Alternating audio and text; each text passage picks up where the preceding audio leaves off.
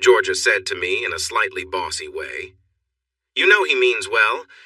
Brad is good at his job, but he's not great with numbers like you. This was an old topic we often discussed. I glanced at her as I packed a few more things into my suitcase, feeling tired. Georgia, I understand, but I'm fed up with cleaning up his mistakes every time he gets it wrong. No one, not even my wife, seems to care that I spend so much time traveling to fix things. If I don't give Joanna the right information over and over, the work gets delayed. And if I don't check the finances for Mom or write the message for Dad about the company, we wouldn't have a company to work with. I sighed again, feeling frustrated. In that moment, I felt like the most overworked and unappreciated person in the family. No one ever bothered to see if I was okay. Yes, I was paid well for my work, which I made sure of since I handled the company's money. I knew what everyone earned, so that was one thing I could count on. But it always felt like I was left out. They needed me, but I was never really included in their close circle or family discussions. It was disheartening. Right then, I hated being the youngest. Georgia must have sensed my gloomy thoughts while I was packing my dress shoes. She came over and wrapped an arm around me. Robbie, I'm sorry, Georgia said, trying to comfort me. You are right. You do a lot of work, but soon we'll have our baby to care for. Brad and your family need to step up, because you will be a dad. I smiled at that thought, reaching to touch her pregnant belly. You'll be back in 3 days? My wife asked as I looked at her with the child growing inside. Yeah, I should be back Friday evening, I answered, pulling my gaze from her belly to her eyes. He'll deal with the latest mess from Brad, and then get ready for the next one. I glanced back at her round tummy. I swear this baby will be easier to handle than this family.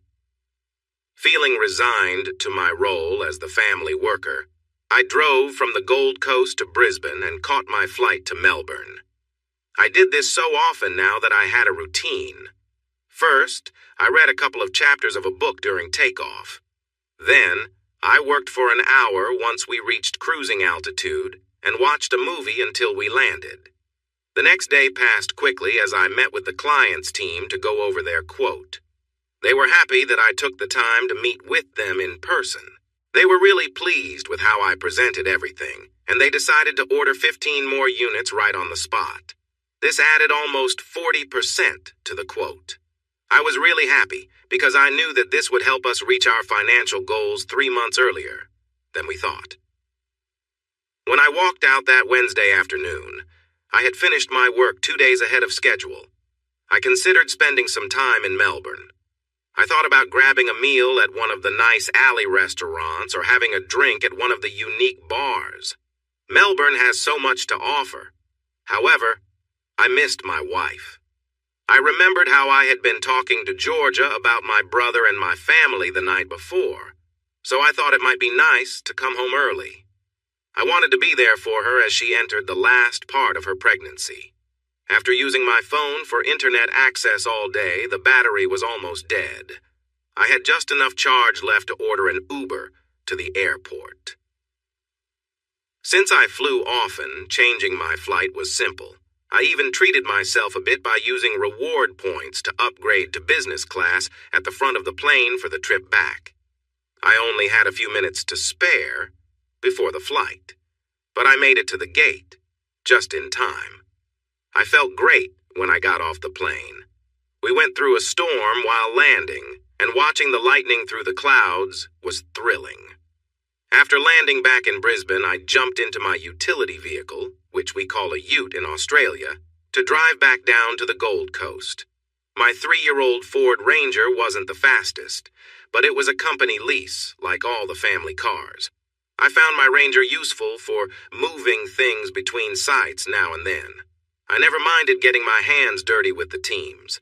Like the other guys in the other family, I was a big, strong guy, and I thought having my ute showed that I treated everyone equally. Once in the vehicle, I plugged in my phone for the drive home and tried to call Georgia a couple of times, leaving messages that I would be home soon since I took an early flight. But they all went to voicemail. A little over an hour later, I frowned when I couldn't pull into my driveway. Brad's car was parked where I usually parked. I was curious about why my older brother was there so late. But being a trusting person, I didn't think anything was wrong. I parked, grabbed my travel bag from the passenger seat, and walked in through the side door like I always did. Just as I was about to say hello, I heard a sound that made me freeze in my tracks. It was a feeling that made my stomach drop. Standing at the end of the hallway leading to my bedroom, I realized I could hear unexpected noises that made me feel uneasy. I stood in the hallway, feeling a heavy weight in my chest. I didn't want to look, but something in me knew I had to face the truth, painful as it might be. If I didn't, I would always wonder, always question what was real. I needed to confront what was happening, even though it was the last thing I wanted to see. With a deep breath, I pulled out my phone, switched it to record, and crept quietly down the hallway.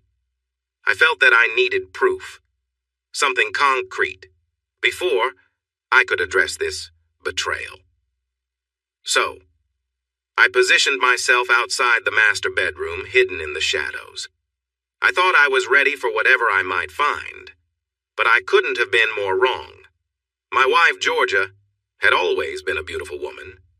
She had deep brown hair, kind brown eyes, and a warm smile that could light up a room. She was tall and had an athletic build, always carrying herself with confidence. I'd always loved her energy, her laughter, her warmth. She was a big part of what made our home feel whole. But as I stood there, I saw her with someone else, and my heart sank. I held my phone tightly, emotions swirling inside me, anger, pain, and sadness mixed with the remnants of love and memories we had shared. Watching her with my own brother was a blow I never imagined I'd face. It hurt deeply, like a crack running through everything I'd believed was solid. My mind raced with thoughts I couldn't control. How could the two people closest to me do this? I struggled to understand, feeling as if the ground had fallen away beneath me. There were no words spoken that could make it better or undo what I'd just witnessed. The trust I had was broken, and I knew that nothing could bring things back to how they were before.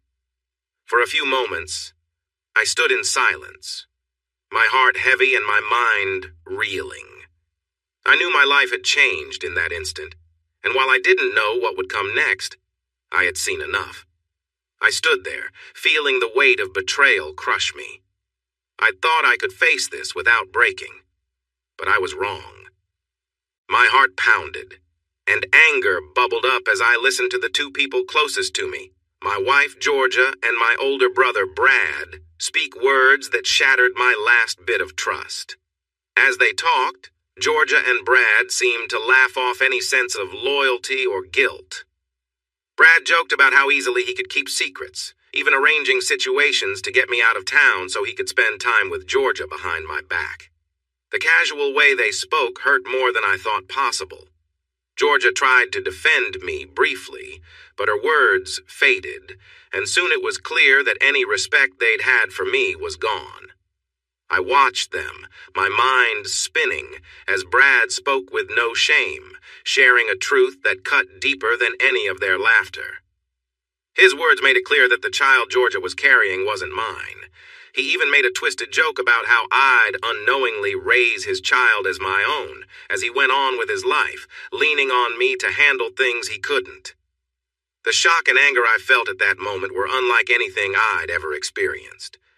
My heart felt torn open, and it was clear there was nothing left between us. I knew then that whatever Wed had, whatever I'd believed in, was over. I took a few steps forward, finally making myself known. They turned, startled, seeing me there, but I spoke before either could try to explain. "It's over," I said, my voice steady but cold. There will be no more lies and no more pretending. I'm done with both of you." The look of shock on their faces was almost poetic. The scramble, the sudden panic they were trying to cover up as if that would change what had happened, but nothing could undo the damage. And I had already seen enough. Brad and Georgia were no different. They scrambled to cover themselves. I stood there for a moment, realizing I was the one in the doorway talking to them. Their eyes widened in shock. Brad spoke first. "Robbie, what are you doing here? You were supposed to be in Melbourne?" He tried to sound casual, like we were at a family gathering. "I was in Melbourne," I shot back. "And I managed to fix your mess really quick. So quick, in fact, that I thought I'd come home to spend some time with my wife. But it seems I'm not needed." "Robbie, my love, it's not." Georgia began softly, then paused, realizing it wouldn't help. "What it looks like," I finished for her, frustration boiling inside me. "You'll say it was just a mistake next, right? Or maybe you'll tell me I imagined my brother was here with you." I glared at them. "Let's just say I wasn't here when my child was conceived. Both of you can deal with the consequences." I stared hard at them for a moment, clenching my fists but stopping myself. Georgia looked scared and panicked as she held the sheet around her. Brad just stared at me, a confused look on his face. "I'm leaving now," I said sharply to the two in my bed. "I'll be back in a couple of hours to get my things and move out. I suggest you both be gone by then." As I turned to go, Brad sprang up from the bed, looking disheveled. "Robbie, I know this is tough, but you can't just walk out. If you do, I'll have to stop you." He stepped toward me with a dark smile. "You might not like it, but we need to talk, and I won't back down until you do." I laughed and raised an eyebrow. "You think you can stop me? You who quit karate before getting a white belt?" I grinned. "You know I have a black belt, right? Plus all that training in martial arts? You really think you can take me on?" "Just so you know," I said, glaring at my older brother with strong feelings of anger. I felt the anger boiling up inside me as I stood in that room, my mind racing. I took a breath, trying to hold it together, and looked at them one last time, the pain clear in my eyes. "If either of you ever tries to come near me again, don't expect any mercy," I said, my voice low and filled with bitterness. Brad took a step back, and Georgia looked away, covering her face with the sheets. "You both disgust me."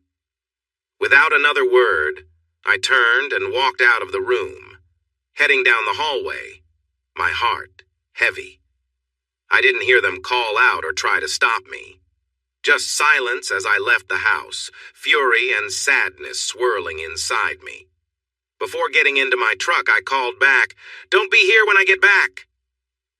As I drove away, I saw the curtains shift, a glimpse of them watching me leave. I gripped the steering wheel, my thoughts a mess, feeling a deep betrayal that tore at me. After a few minutes, I took a deep breath and decided to head to my parents' house. It felt like the only safe place I could think of in that moment. When I pulled up, my mom and dad were already standing on the porch, waiting. I climbed out of the truck and walked toward them, the pain on my face impossible to hide. "Hi, Robbie," my mom said softly. "Son," my dad said, his voice steady but solemn, a tone I wasn't used to hearing from him. They both looked at me, but there was something distant in their eyes. A sinking feeling settled in as I realized what that look meant. They knew.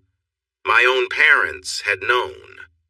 "No, please," I stammered, my voice breaking. "Tell me you didn't know, tell me you didn't hide this from me."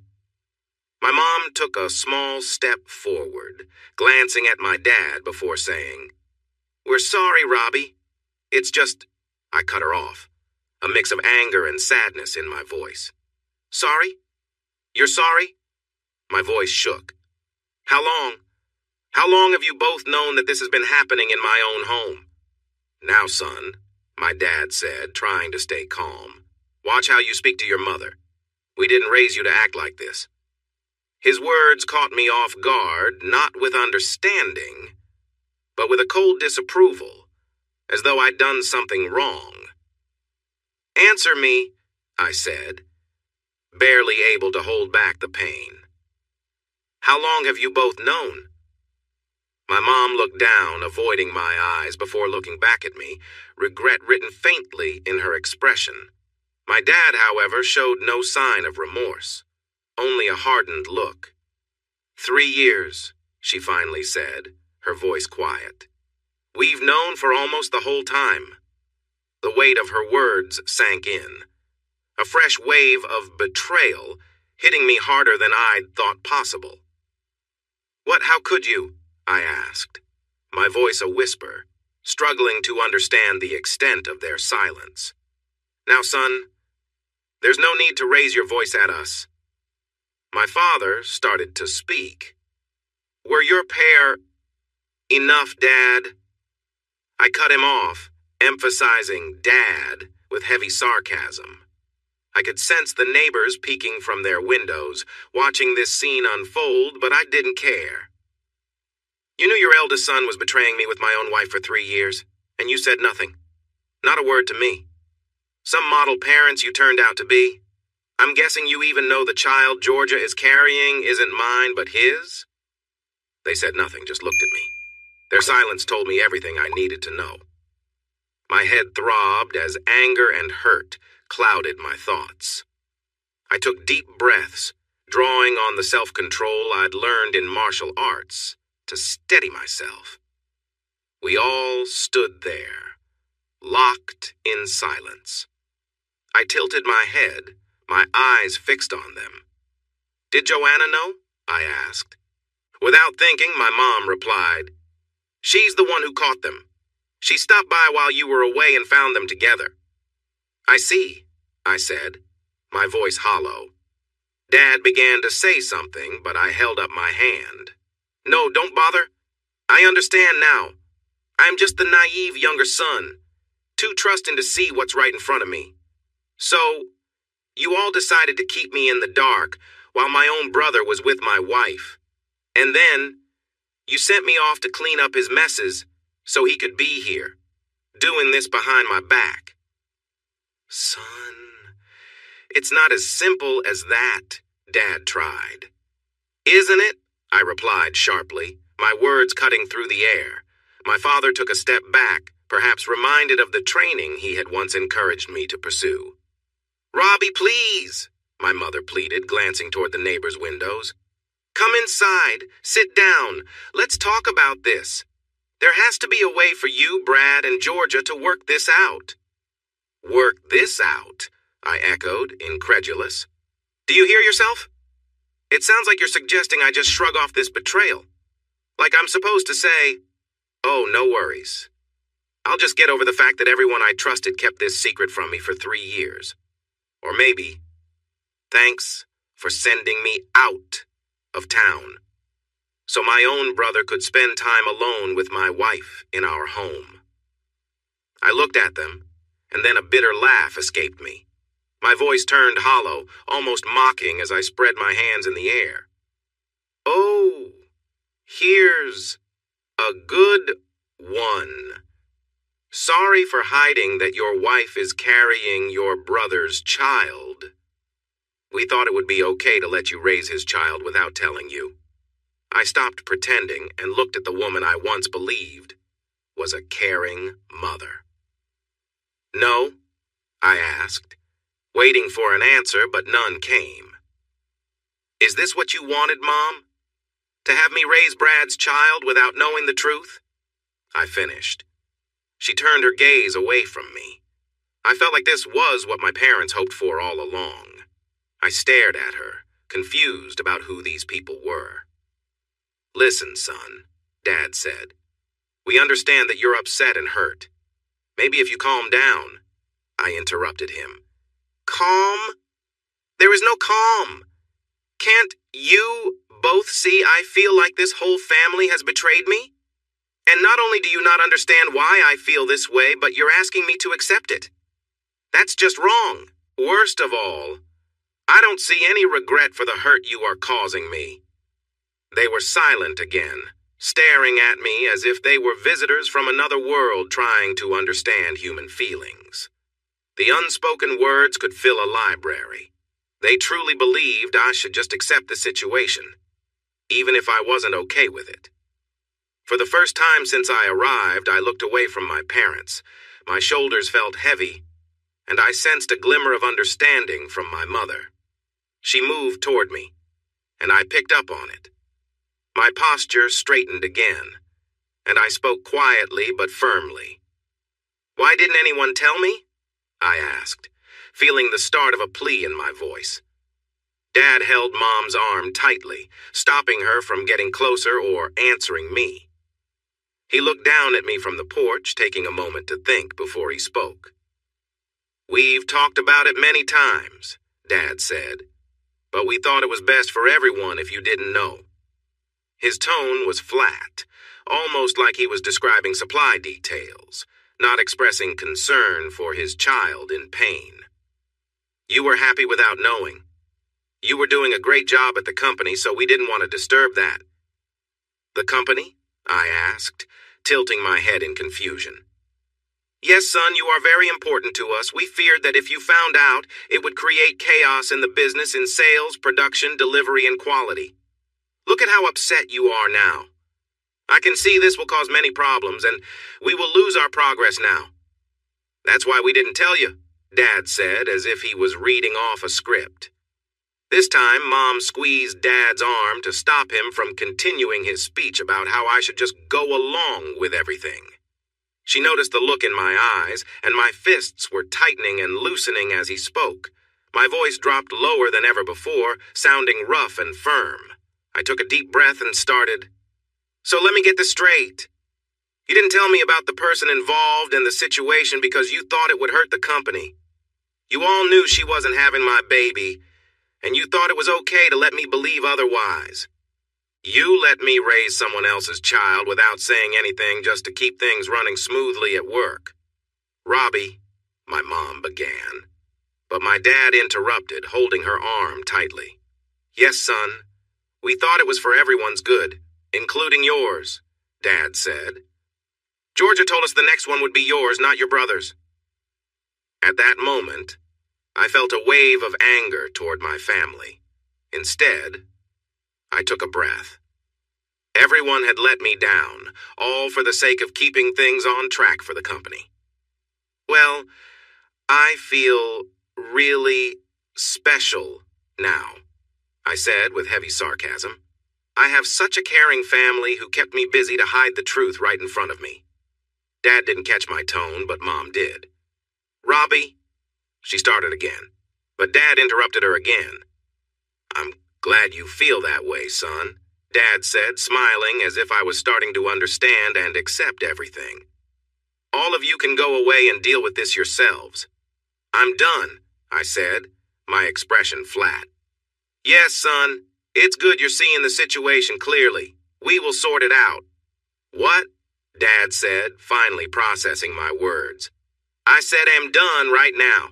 I resign, and you can take your work plans and deal with them without me. I turned and walked toward the vehicle. Robbie, Mom tried to speak again. I turned back, giving them a sharp look. You both knew this whole time. Not only did you not say anything, but you didn't even try to stop it. You let it happen and treated me poorly without me ever knowing. You both should support me in tough times. Instead, it seems like you're just trying to fix things now. I realize that you are just as responsible as they are. But you know what? I paused, looking at their surprised faces. If everyone in this family thinks it's okay to treat me like this for the last 3 years just for the company, then you're right. Dad, you taught me better than this, and I will not accept it. So, I'm also leaving this family. I am no longer your son. I turned away and headed for my car, nearly slamming the door as I grabbed my bag from the back seat. I shut it hard and threw the keys to the company vehicle at their feet. They just stood there, watching. Take the vehicle. Don't call me, don't text me, don't reach out to me. Don't try to contact me at all. Make sure you tell the rest of the family the same thing. Don't expect me to be there for birthdays, Easter, or Christmas. And let your favorite son know that if he ever sees me walking toward him on the street, he should turn and walk the other way. My parents looked shocked. Get my severance pay ready, I said firmly. Make sure my bonus reflects all the extra work I've done, especially after fixing Brad's mistake while dealing with him. If it's not right, you will regret messing with me. I took my laptop out of my bag and set it down in front of them. Here's my work laptop. If it's damaged, take it out of my severance. I don't care if it still works. My parents stood there without saying anything as I pulled out my phone. Luckily, it was personal and not a work phone. I turned it on and ignored Georgia's messages and missed calls.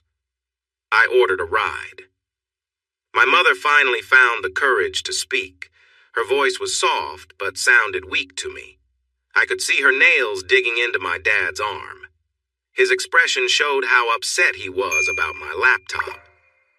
Robbie, my mother said, I know this shouldn't have happened, but things will work out. We all love you.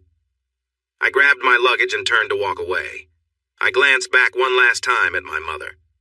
No, it won't be okay, Hattie, I said, using her name. None of you know what love really is. I loved and trusted my wife and family. Now I see I was naive to think my family would always support me. But you've shown me tonight that love and trust don't mean anything. You say you love me, but try saying that to the next person and see if they believe it after they talk to me. I said nothing more as I walked away, finding my ride at the end of the street as it began to rain.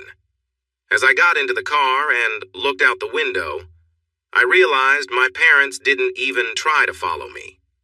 Even after all the years I helped hold their business together, I felt like a big disappointment to them.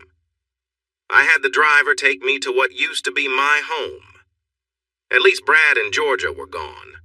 I started packing, throwing clothes and personal items into boxes. I loaded them into an old Toyota Camry I had bought for Georgia a few years back. We had planned to make some changes in a few months after the baby arrived, but I decided to keep the car. I had paid for it, and since Georgia wasn't having my baby, it felt right to keep it. Georgia could have Brad's baby, and I thought I was getting the better end of things. I had a few items left that wouldn't fit in the car, but I had everything I needed for the next few weeks. Before I left the house for good, I took down the large wedding portrait hanging in my old living room. It was a significant print that Georgia's parents had given us on our first anniversary. The photo from our wedding day showed Georgia and me at the center. To my left were my parents and my siblings, while to her right were Georgia's mother, stepfather, and her two sisters. We all looked so happy that day, bright smiles on our faces. I grabbed some pens from the kitchen and spent about 15 minutes marking up the portrait. I drew silly things like horns and mustaches on our faces. Then, I added a big belly to Georgia with an arrow pointing to it and wrote, "This happened because of him." I scribbled words like deceiver and betrayer above my family's heads, and put question marks over Georgia's family's heads. I wasn't sure if they knew what was going on. I had thought I had a good relationship with them, but I also knew Georgia didn't always get along with them. At one point, I considered going even further to ruin the picture, but I figured my message was clear enough. So, I hung the portrait back on the wall. I then sat at the kitchen table and wrote a note to Georgia. Georgia, by the time you read this letter, it will be clear that I have left the house. I have a lot of emotions right now, and I will try to keep my words respectful. This letter expresses some of the pain and sadness I feel. I believe you may have already gone to my former brother's parents' house, where you would see that I have cut ties with my entire family and left my job. I want nothing to do with any of you from now on. I came home tonight to surprise you and spend time together. I even called you while driving home, but you didn't notice because you were busy with my former brother. Seeing what happened between you both really hurt me deeply in a way I don't know if I can recover from. What hurt the most is that the baby you are carrying isn't mine. It's his. You all planned to pass it off as my child. Georgia, I gave you everything, and this is how you repay me. It's clear that a divorce is the only way forward for us.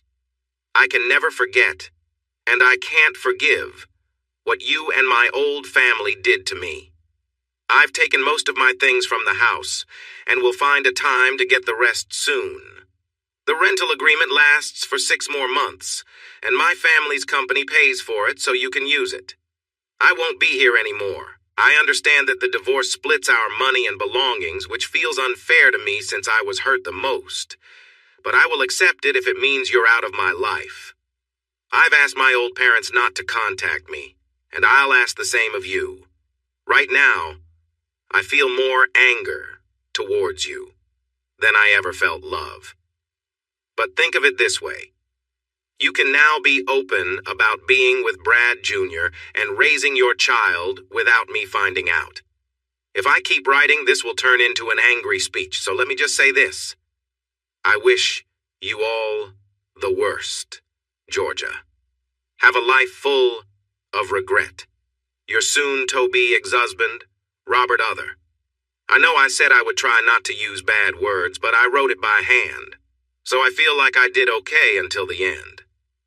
I folded the letter and placed my wedding ring on top of it before leaving the house. Georgia would return the next day. I heard that loud cries could be heard from 2 houses away, so much so that the police were called. When they saw my artwork, it was clear what had happened. They left without taking any action, but I'm sure there was some talk at the station. I called my Muay Thai trainer, Darren Bray. He had become a friend over the years, and he and his girlfriend, Tony, had joined Georgia and me at several barbecues. Right then, he was the only one I could think of who wouldn't spill to my family.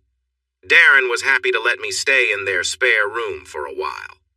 Once they sat me down on their couch and explained why, Darren and Tony treated me like a long-lost puppy coming home. Over the next few weeks, I started to manage some of my feelings.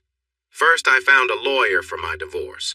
Then, I showed my lawyer the video I had taken, and his eyes went wide as he watched it.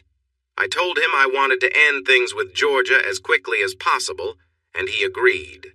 Lastly, I found a human resources specialist to ensure I got all my pay from Total Build. Since Darren was my martial arts trainer, we trained together often. He helped me channel my anger in the ring. However, he had to stop me a few times when my anger got too strong during fights, and my opponents didn't realize they were in for a tough match. Though he was almost 5 years older than me, Darren became my best friend during that time.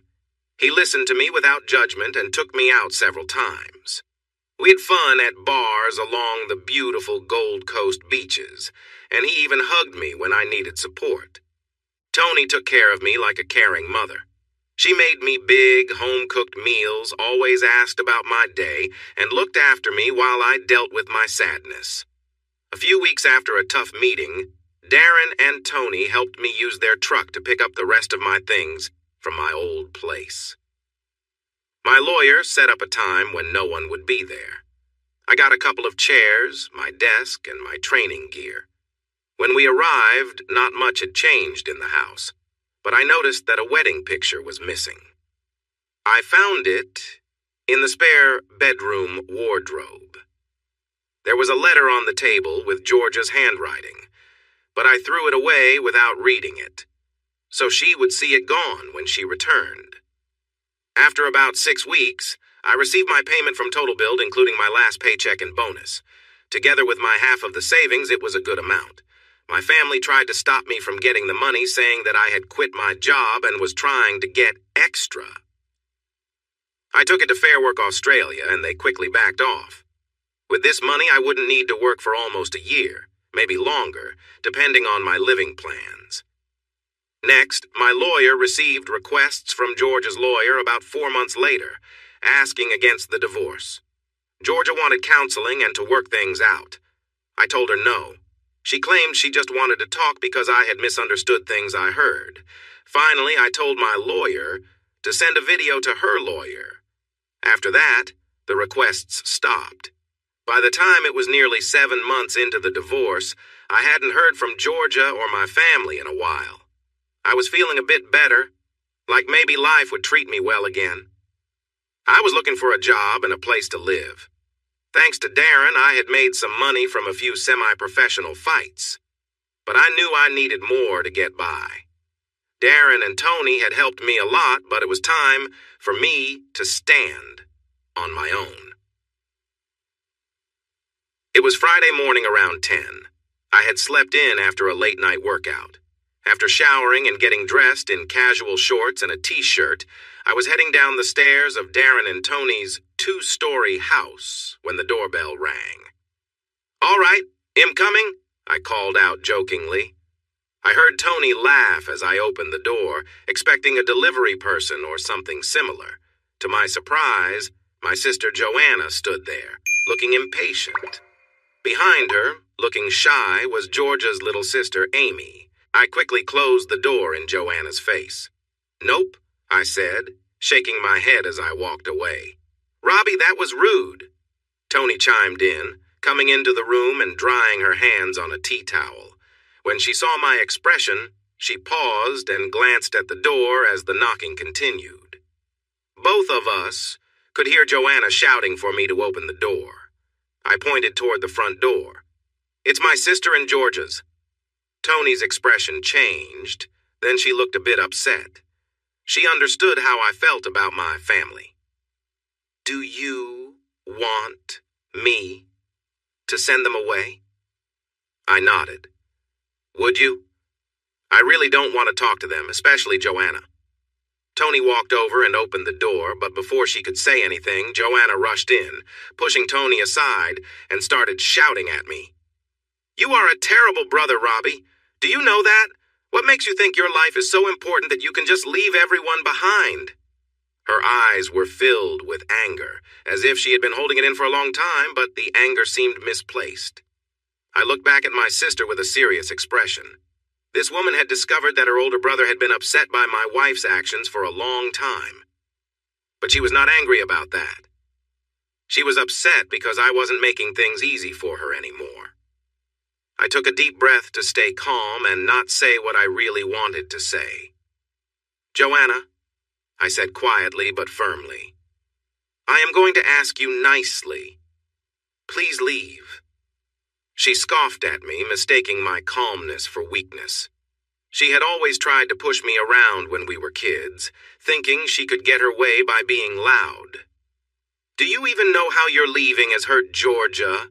She was so upset that she almost lost the baby, and where were you?" "Hiding here," Joanna shouted, pointing to the house. "You know she had to have the baby, your baby, all alone," Joanna said, looking for a reaction. I stayed silent, so she continued. I think she wanted to lash out so much that she missed how I felt when she mentioned the baby. Amy stood outside, watching quietly. Tony leaned against the door frame, but Joanna just wanted to let it all out at me. "You," she poked my chest with her finger, "left us all to deal with everything. Mom and Dad are angry and losing business because of you. We're all picking up the pieces." She pretended to speak in a silly voice, making air quotes. "All because your feelings got hurt." Then she balled her fists and acted like she was crying like a child.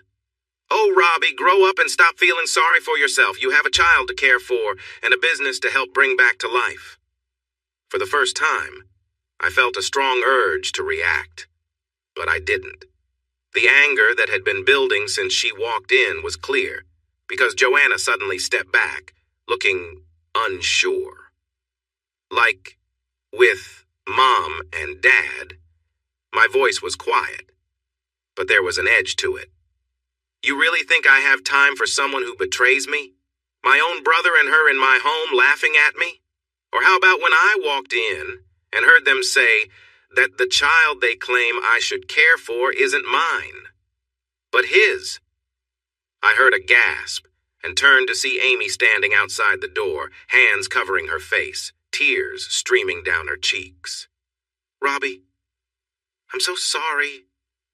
"I didn't know," Amy said, sinking to her knees and looking at me. I glared at my older sister and pointed at Amy, realizing not everyone understood the situation. "And look at you. You couldn't just come here and leave my life alone. Now, you're dragging more innocent people into your lies." I gestured to Amy, who was sobbing in the doorway.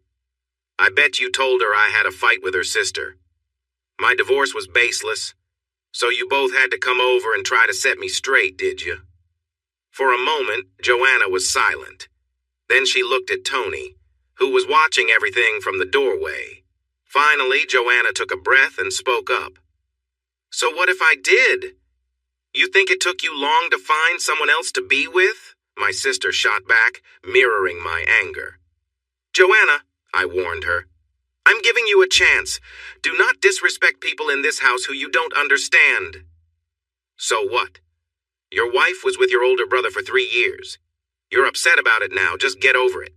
You don't have to find someone else and run away from your problems." I realized Joanna was just as confused as the rest of my family. I glanced at Tony, who was surprisingly smiling, arms crossed over her chest.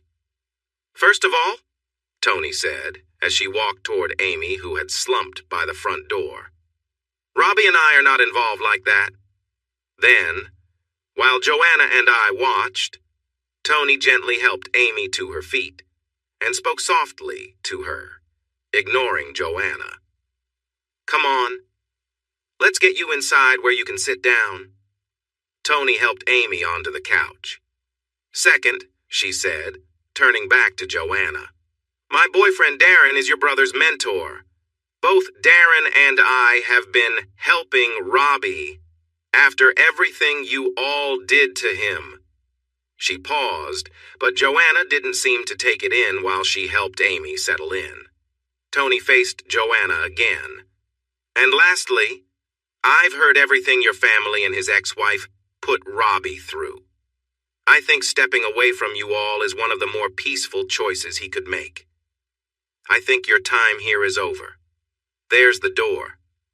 Don't let it hit you on your way out." Joanna looked at me, her jaw clenched.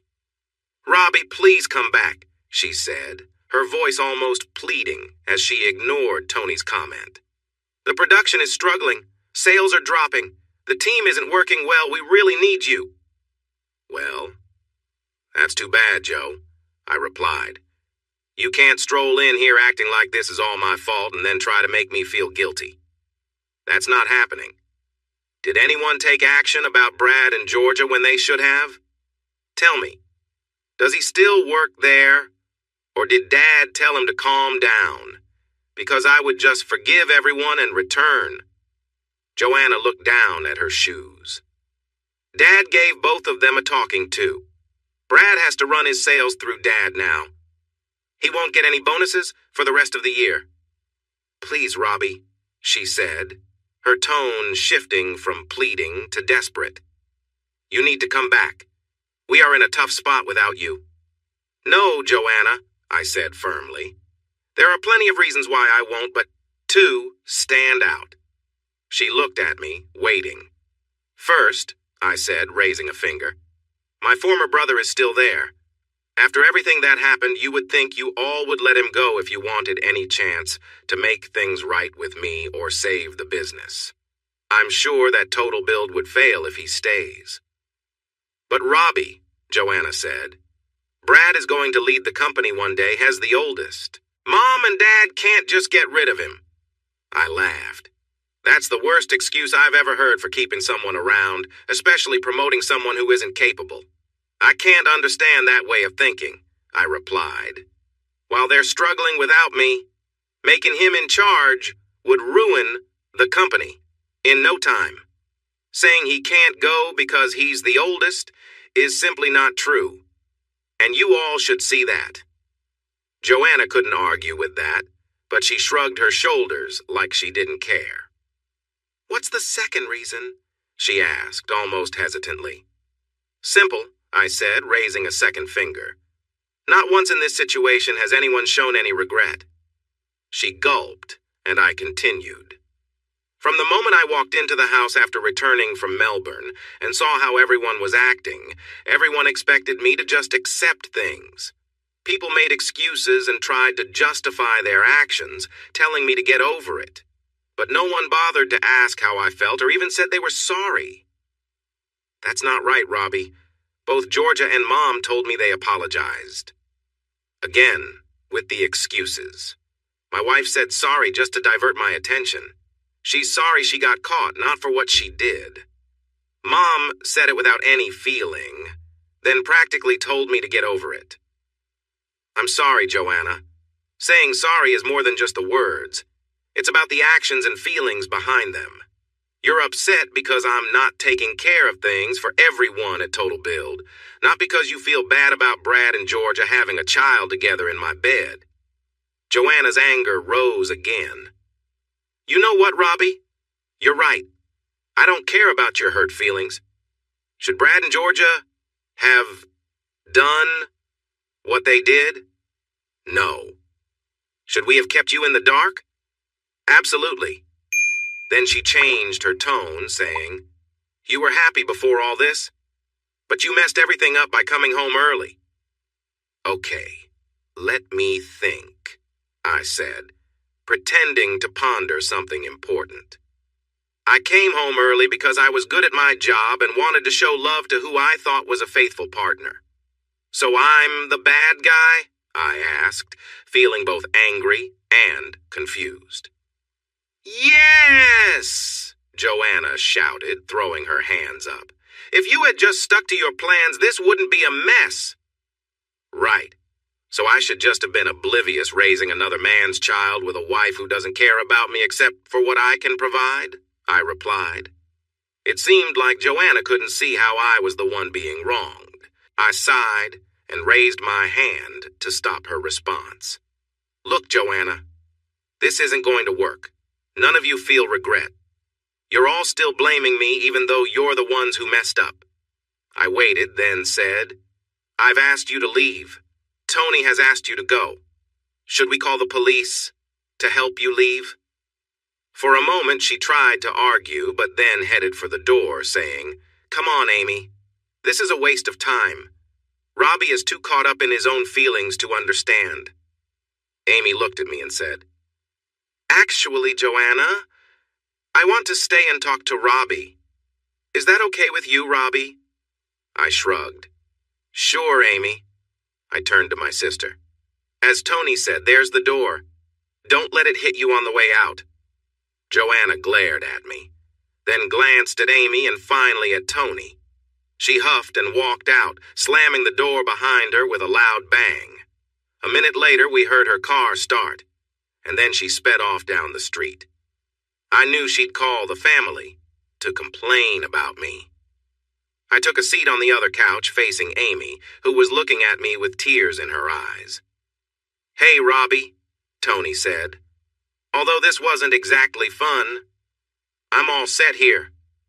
Are you two going to be okay if I leave you to talk? Yeah, Tony. Thanks for stepping in. I appreciate it, I replied.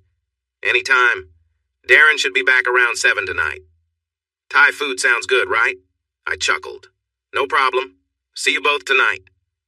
Tony grabbed her bag and walked out the front door, closing it softly, unlike the first person. I turned to Amy and she looked back at me. So, an ambush, huh? I said in a lighter tone to Georgia's little sister. Amy blushed. Sorry, Robbie. I was in the States when all this happened. When I came back last month, it was to both families in chaos. What did they tell you? I asked softly. Amy paused to think. They mostly said that you and Georgia had a big fight that brought your parents into it. They said you were being difficult and needed to be talked to understand and come home. I snorted. But Robbie, Amy said, worry in her eyes. I had no idea that Georgia had been with your brother for so long. I found out that night after 3 years, I replied. Amy nodded sadly, now understanding why I had walked away from everyone. And is it true that it's not your baby? She asked with curiosity and concern. I'm almost sure. I overheard them talking when I came back early from a trip. I found them in my bed. And it was shocking, I said, remembering the painful moment. I sighed again, recalling the terrible scene. I think we will need a paternity test. That's tricky since he is my brother. I looked at Amy. Are you okay with me talking like this? Amy nodded. It's all right, Robbie. I understand. Coming home to your wife with another man must be so hard. And to find out it was your brother for all that time, you're handling this better than I would have lost it. We sat in silence for a moment. And what about Joanna, your parents? Amy asked. You mentioned arguing that they knew something about all this. Sorry, I was confused when that lady helped me to the couch. Tony is my Muay Thai mentor's girlfriend. They've been good friends helping me out lately. Darren gets me to the ring and helps me fight to let out some anger. Tony helps me around the house so I don't drown in my sadness. I looked away. And yes, my family knew everything almost right from the start and kept it from me. Why would they do that? Amy sounded shocked. For their own benefit, apparently, I shrugged. Just for that? She asked, not believing it. Yep. That's what I was told. They thought I was better off not knowing. They were surprised I got so upset when I found out. Mom, Dad, and Joanna all told me to move on. The company matters more. I stopped speaking. We sat quietly for a moment. Amy was thinking it over. She sighed, stood up, and walked over to me, sitting on the same couch. I'm sorry, Robbie, she said, placing her hand on my arm in a comforting way. Amy, what are you sorry for? I replied. You didn't do anything wrong, and it seems like they tried to confuse you as well, so you don't need to feel bad.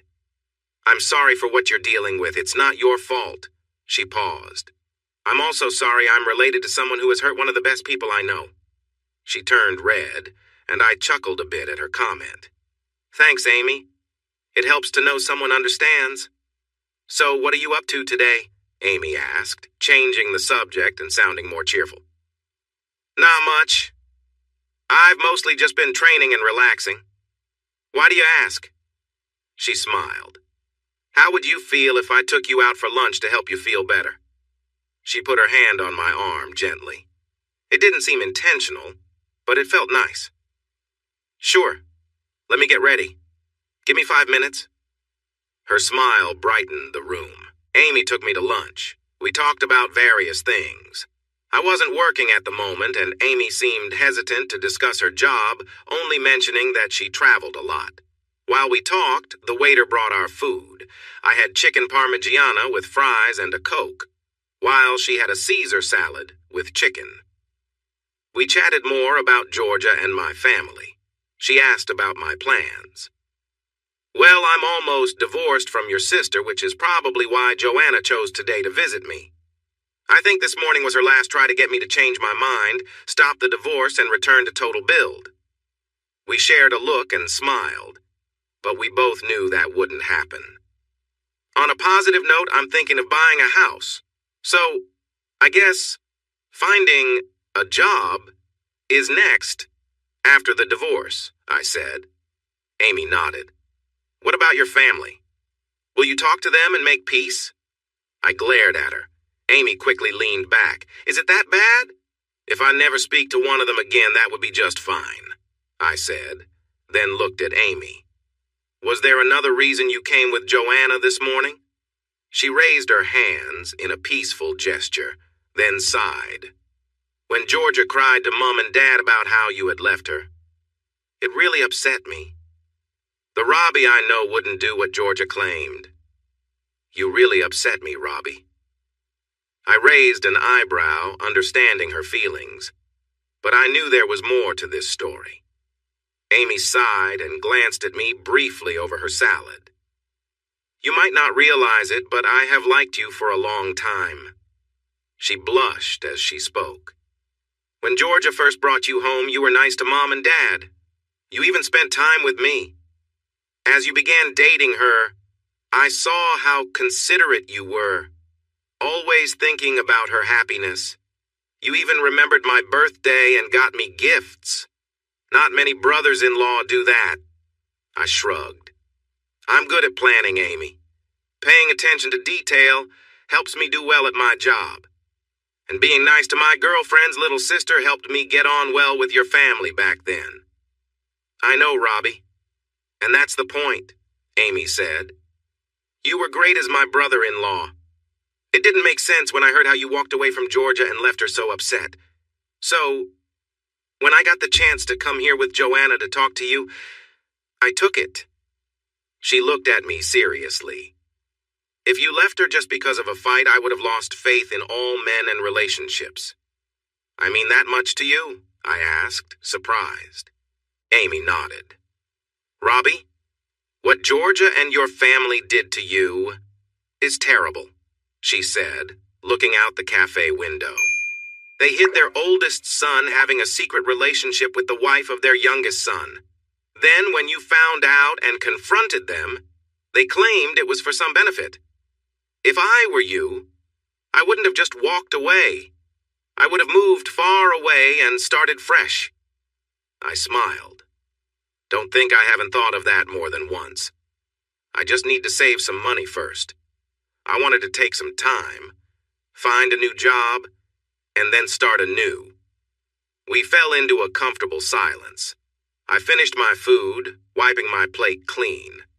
I knew Amy wanted to say something, so I waited. She took a deep breath, looking a bit nervous. "Robbie," she said, her eyes shining, "if I asked you, would you run away with me?" "Amy, even if things didn't work out, my ex-wife is still your sister," I said with a chuckle. "Half-sister," Amy giggled. "Even with that, you're not married to her anymore, and there's nothing wrong with asking." I nodded. "That's true." "Great," she said, smiling. "Then you can run away with me." I laughed, then noticed that her smile had a serious undertone. "You're serious about this, aren't you?" "Absolutely," Amy replied, smiling warmly. "Amy, I can't do that." "Why not?" she asked. "Well, for starters, I don't have enough money to just leave everything behind," I explained. She nodded, her smile still bright.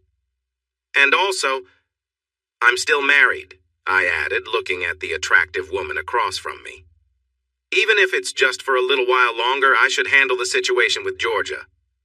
Again, she nodded, still smiling, as if she understood something important. "And finally, Amy, you're Georgia's sister," I pointed out. "Wouldn't it be strange if I just ran away with you?" She smiled again. "All valid points, Robbie, but remember, Georgia and I are only half-sisters," she reminded me, repeating herself yet again. "Right," I said. "Georgia and her sister Ruth shared the same father. After Georgia was born, their father, Steve, left their family for another woman. Their mother, Rain, later married Peter Brown, and that's when Amy was born. I had always thought Peter and Rain seemed happy together. I suppose Georgia took after her father in the way she acted." "Exactly," Amy said. "Because from now on, I want nothing to do with that troublemaker. The less connection I have to her, the better." I nodded, glad she understood my thoughts. "Now about your previous questions," Amy said, her eyes sparkling.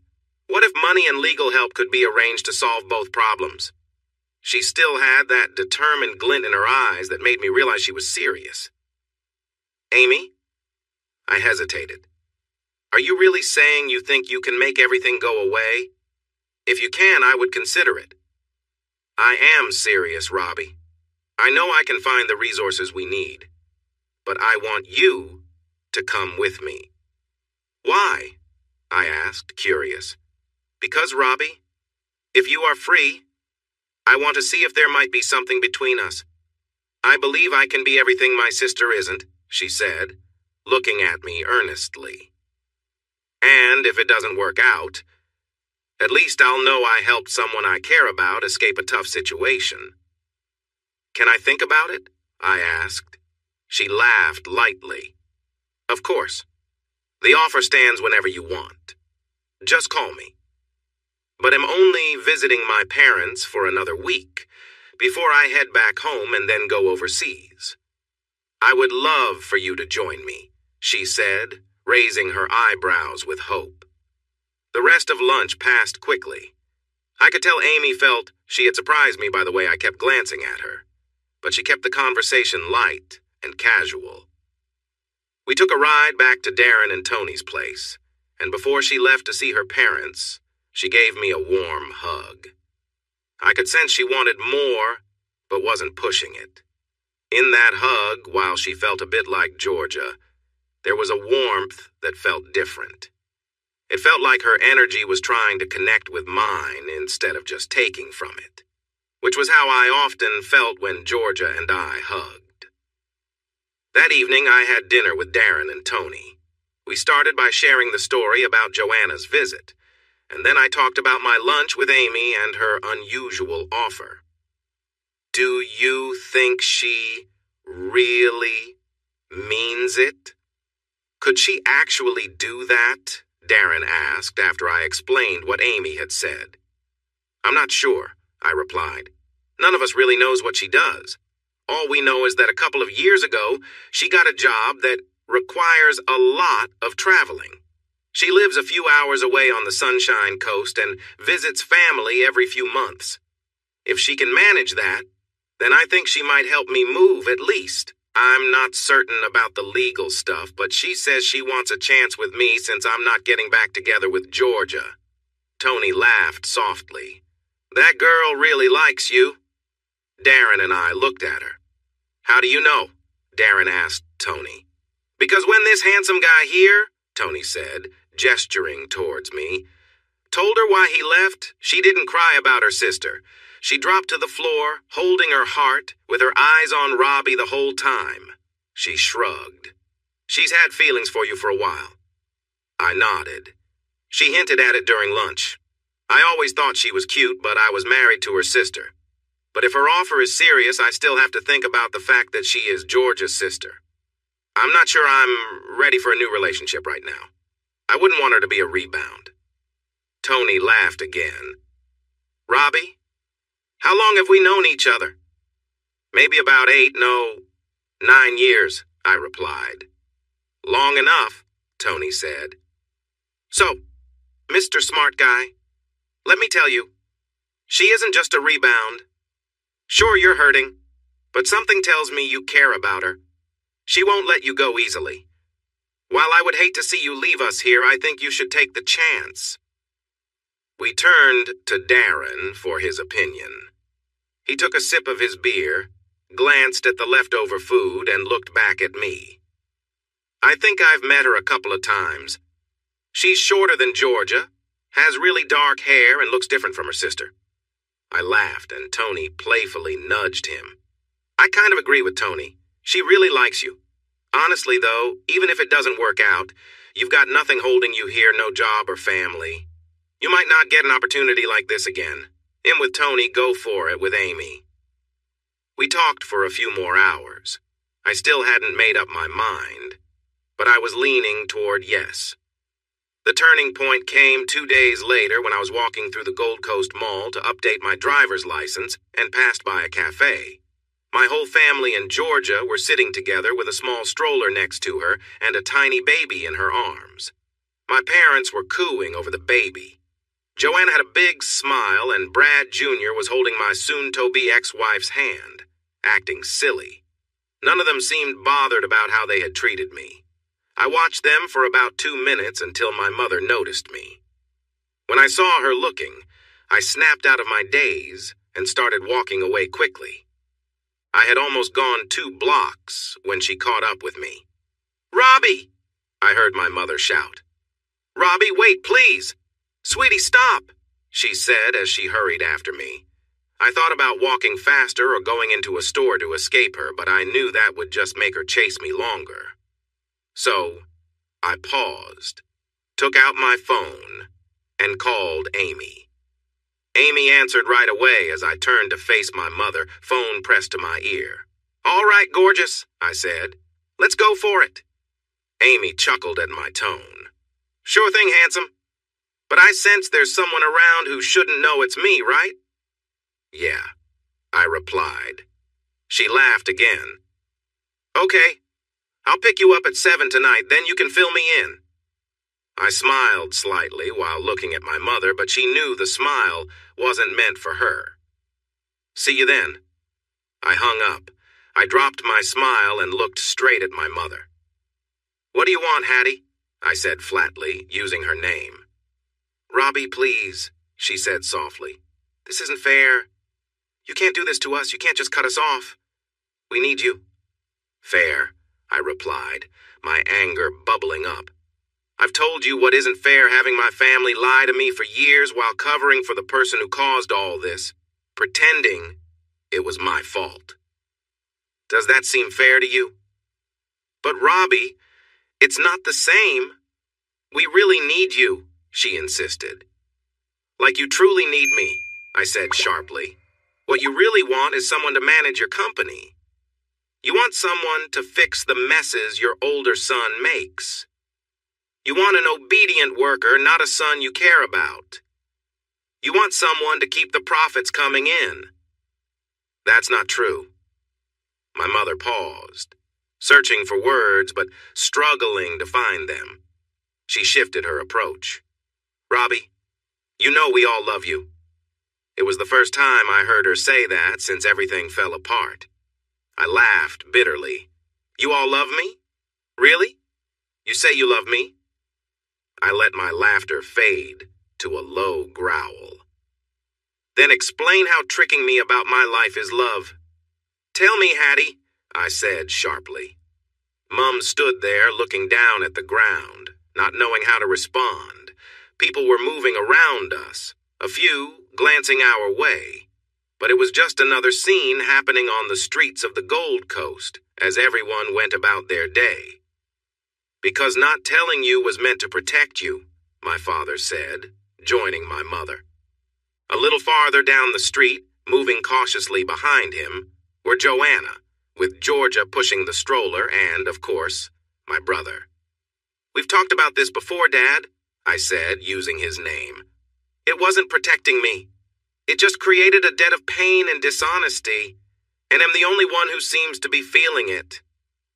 "That's not true, Robbie," Joanna replied. The sharp tone from the other day was gone. "We all felt bad keeping this from you, but now you act like we're the bad ones. We're hurt too." I looked at my sister. "Hurt? Come on, Joanna. The other day you barged into Darren and Tony's place yelling at me and blaming me for not forgiving the person who hurt me," I said, directing my glare at Georgia, who took a step back. "And the one who caused so much trouble," I said, turning to my brother. "You all have no idea what it really means to suffer. You think you're having a hard time because I won't clean up after you. You think it's tough because your work isn't going well. You think you're struggling because things are messy. I saw you all just a little while ago. None of you understands the pain of being lied to and hurt and then being told to just get over it. Well, thanks a lot. I'm the one in a terrible place because of all of you, and none of you care about how I feel." "Son, you never gave us," my father started. "A chance?" I cut him off. He paused, looking at me. "You were going to say I never gave you a chance to apologize or to tell me you understand how I feel. You wanted a chance to ask for forgiveness for what you did to me. Is that what you meant, Dad? He gave me a hard look. No, son. I was going to say, you never gave us a chance to explain, my father said. Explain? I responded, glaring at him as the rest of the family watched. Oh, you explained everything just fine. I must be adopted because it's crazy to think anyone would believe the nonsense you're trying to sell. Does the person who hurt me or my brother regret what they did? I looked around, and no one could meet my gaze for a moment. Didn't think so? I said. Brad Jr. stepped forward, suddenly changing his frown to a grin. Robbie, you need to move on. Georgia and I have a wonderful baby boy now. If you can just say sorry and come back to work, we'd love for you to be the child's godfather. I know it's not the same as it being your own, but he didn't finish his sentence. I've mentioned before that I practice a few different martial arts. I take part in several tournaments against fighters who compete at a national level, and I usually win most of them. However, we don't have the same financial backing for professionals in Australia as they do in the US, so I only make a little pocket money from my fights. Some of these fighters are really good, and I can hold my own against them. So my brother never really had a chance against me. After I landed a strong kick, my brother, Brad Jr., was sent flying from the sidewalk and crashed into a wall nearby. I was the only one who saw what happened, and my older brother was left lying there unconscious. For the first time in a long while, I felt calm. But soon after, people started yelling at me. People were shouting from all sides as I saw a couple of police officers rushing toward us. They quickly noticed the situation and decided to arrest me. While they were putting handcuffs on me, my mother, who was crying next to my brother, looked up at me and asked why.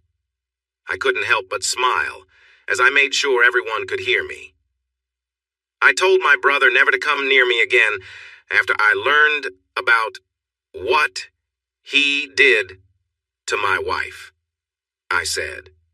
I warned him that if he got close, I would take him down. He thought he could keep treating me badly after everything that happened. I just kept my word. I glanced at the crowd, especially at my mother, who looked at me with sadness. But I did what I said I would do. I turned to the officers. They were trying to stay serious, but I could see a hint of understanding in their eyes. I raised my hands, now in cuffs. Take me away, officers. They calmly led me to a police car and drove me a few blocks to the station. Once we were off the street, they apologized for arresting me. It was just their job. I let them know I understood and that I was prepared for the charges, but I wouldn't stand for any judgment from my family, especially from my brother. While I was being processed at the station, they allowed me to make a phone call with them listening in. I tried calling Amy, but it went to voicemail.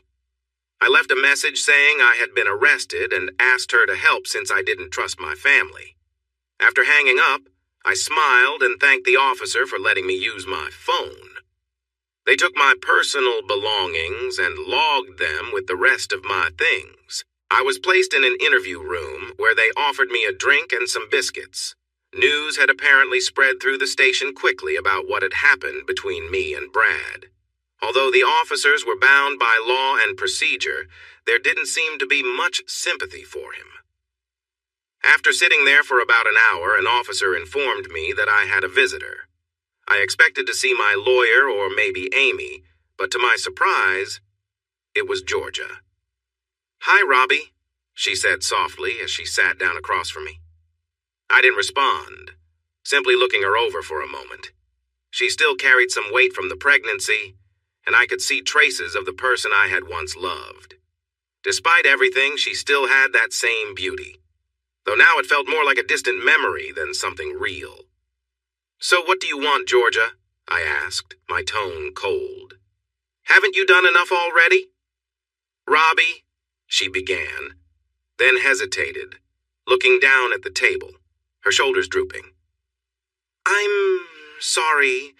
I'm truly sorry for everything we put you through. You didn't deserve any of it. She paused, glancing up at me with a mix of sadness and regret. I never should have... She trailed off. Then her expression changed to one of frustration. But that doesn't excuse what you did to Brad today, she said, her voice tense. We stared at each other for a moment before I let out a bitter laugh. You almost gave me an apology there, Georgia. But then you turned it around. Let's look at it from my side for a moment. Do you have any idea how angry and hurt I've felt these past few months? The betrayal I felt not just from you, but from everyone around me? She nodded slightly, unsure of what to say. Georgia, I'm not sure you really understand, I continued. This afternoon, when I saw you all sitting there together at the cafe, laughing and acting like everything was fine, I didn't feel any love or loyalty from anyone. Not a single person even seemed to care about what I was going through. That's not true, she replied, her voice softer. We were all heartbroken when you walked away. We understand that you're hurt and angry, but they're still your family, Robbie, and I still love you. Really? I asked, unable to hide my disbelief. In your mind, you still believe that, don't you? She nodded again, and I sighed, feeling the weight of it all. Well, let me give you a glimpse of what that love looked like from my side. The night I caught you both in our home, realizing the truth about the child you led me to believe was mine, it shattered everything. And hearing your words, the things you both said about me, broke whatever was left of my trust. Silence filled the room as the weight of our shared pain settled over us. I drove around for a while, trying to find comfort in a place I thought would be safe. I expected others to feel as hurt and upset as I was about the betrayal by you and Brad. But when I got there, I found my parents knew about my older brother being with you behind my back. They even knew that the child wasn't mine. They had the nerve to say they didn't tell me because it might hurt their business and that I was better off not knowing. So, where is the love in all that? I asked. I could imagine that if the police were watching, they would be taking notes. She tried to respond several times, but couldn't find the words. We fell into a heavy silence for a few minutes, both unsure of what to say. What do we do now, Robbie? She asked softly. Nothing, I snapped. We do nothing. Take our separate paths. Finish the divorce. Maybe someday, I'll find someone who values me enough to be faithful. She looked at me, tears filling her eyes. Robbie, you know I love you, right? It was only ever physical with Brad. Please believe that. I gave a dry laugh. It's interesting how when someone gets caught being unfaithful, they say it was just a fling. Do you understand how hurtful that is? But it's true, she insisted. It was always about the physical side with him. I would leave him for you in an instant. I'm sorry about the child not being yours. But maybe the next one will be. I promise. I raised my hand and slapped my own face. Georgia looked at me like I had lost my mind. Sorry, I said, forcing a grin. I just needed to check if I was dreaming after hearing that. You think I would ever trust you again after what you did? She flinched as I continued. To answer your question, it's incredibly hurtful to the person being cheated on. For me, being intimate is about giving myself completely to the person I love, making them feel like they are the most important person to me. There's no way I could be with someone else. So telling me it was just physical with my brother while having his child, and then claiming you love me, is not just insulting, it's hypocritical. She was crying now. I went on, letting my frustration show as I spoke. Georgia, you might believe you love me, but I don't see it that way. If you truly loved me, you would never have been with Brad. You wouldn't have been with him for so long and had a child. If you loved me, you wouldn't have needed my family to hide the truth for you. If you truly cared for me, you would have come to me the moment my older brother asked for forgiveness. But I don't think you really love me. You say you're sorry, but I feel like you're just upset about being caught. It hurts, but it's not because of what you did to me. I think if you could, you would do it again. So just go, Georgia. Go back to Brad and your old life. Make a new life for yourself, and forget about me, because I plan to move on and forget all of you. I noticed the door open suddenly. An officer stepped in, guiding Amy behind her. Amy looked at me, then at the upset Georgia, who was holding back tears. "Georgia," I said, a small smile appearing as I looked at Amy and then back at Georgia, who was crying. "It's time for you to leave. Go back to your life and let me go. If you don't, I might ruin my family and everything they care about because of the happiness I lost because of you." Georgia looked up at me, concerned. "You wouldn't?" She seemed scared that I might actually do something like that. I nodded. "You saw how I reacted to Brad. If you and my old family don't leave me alone, then it's only a matter of time before I go after you all. They are struggling now, losing clients because I'm not there. They have to work hard again, which they've forgotten how to do. So please, don't make me come after you all. Just leave me in peace." I pointed to the door, and after a moment Georgia slowly walked out, only to bump into Amy. "Amy, how did you know I was here?" "Thank you for being here. Everything has gone wrong," Georgia said as she reached out to hug her sister. Amy shot back at her. "I'm not here for you and I won't be again. This mess is yours to fix." "What are you doing here then?"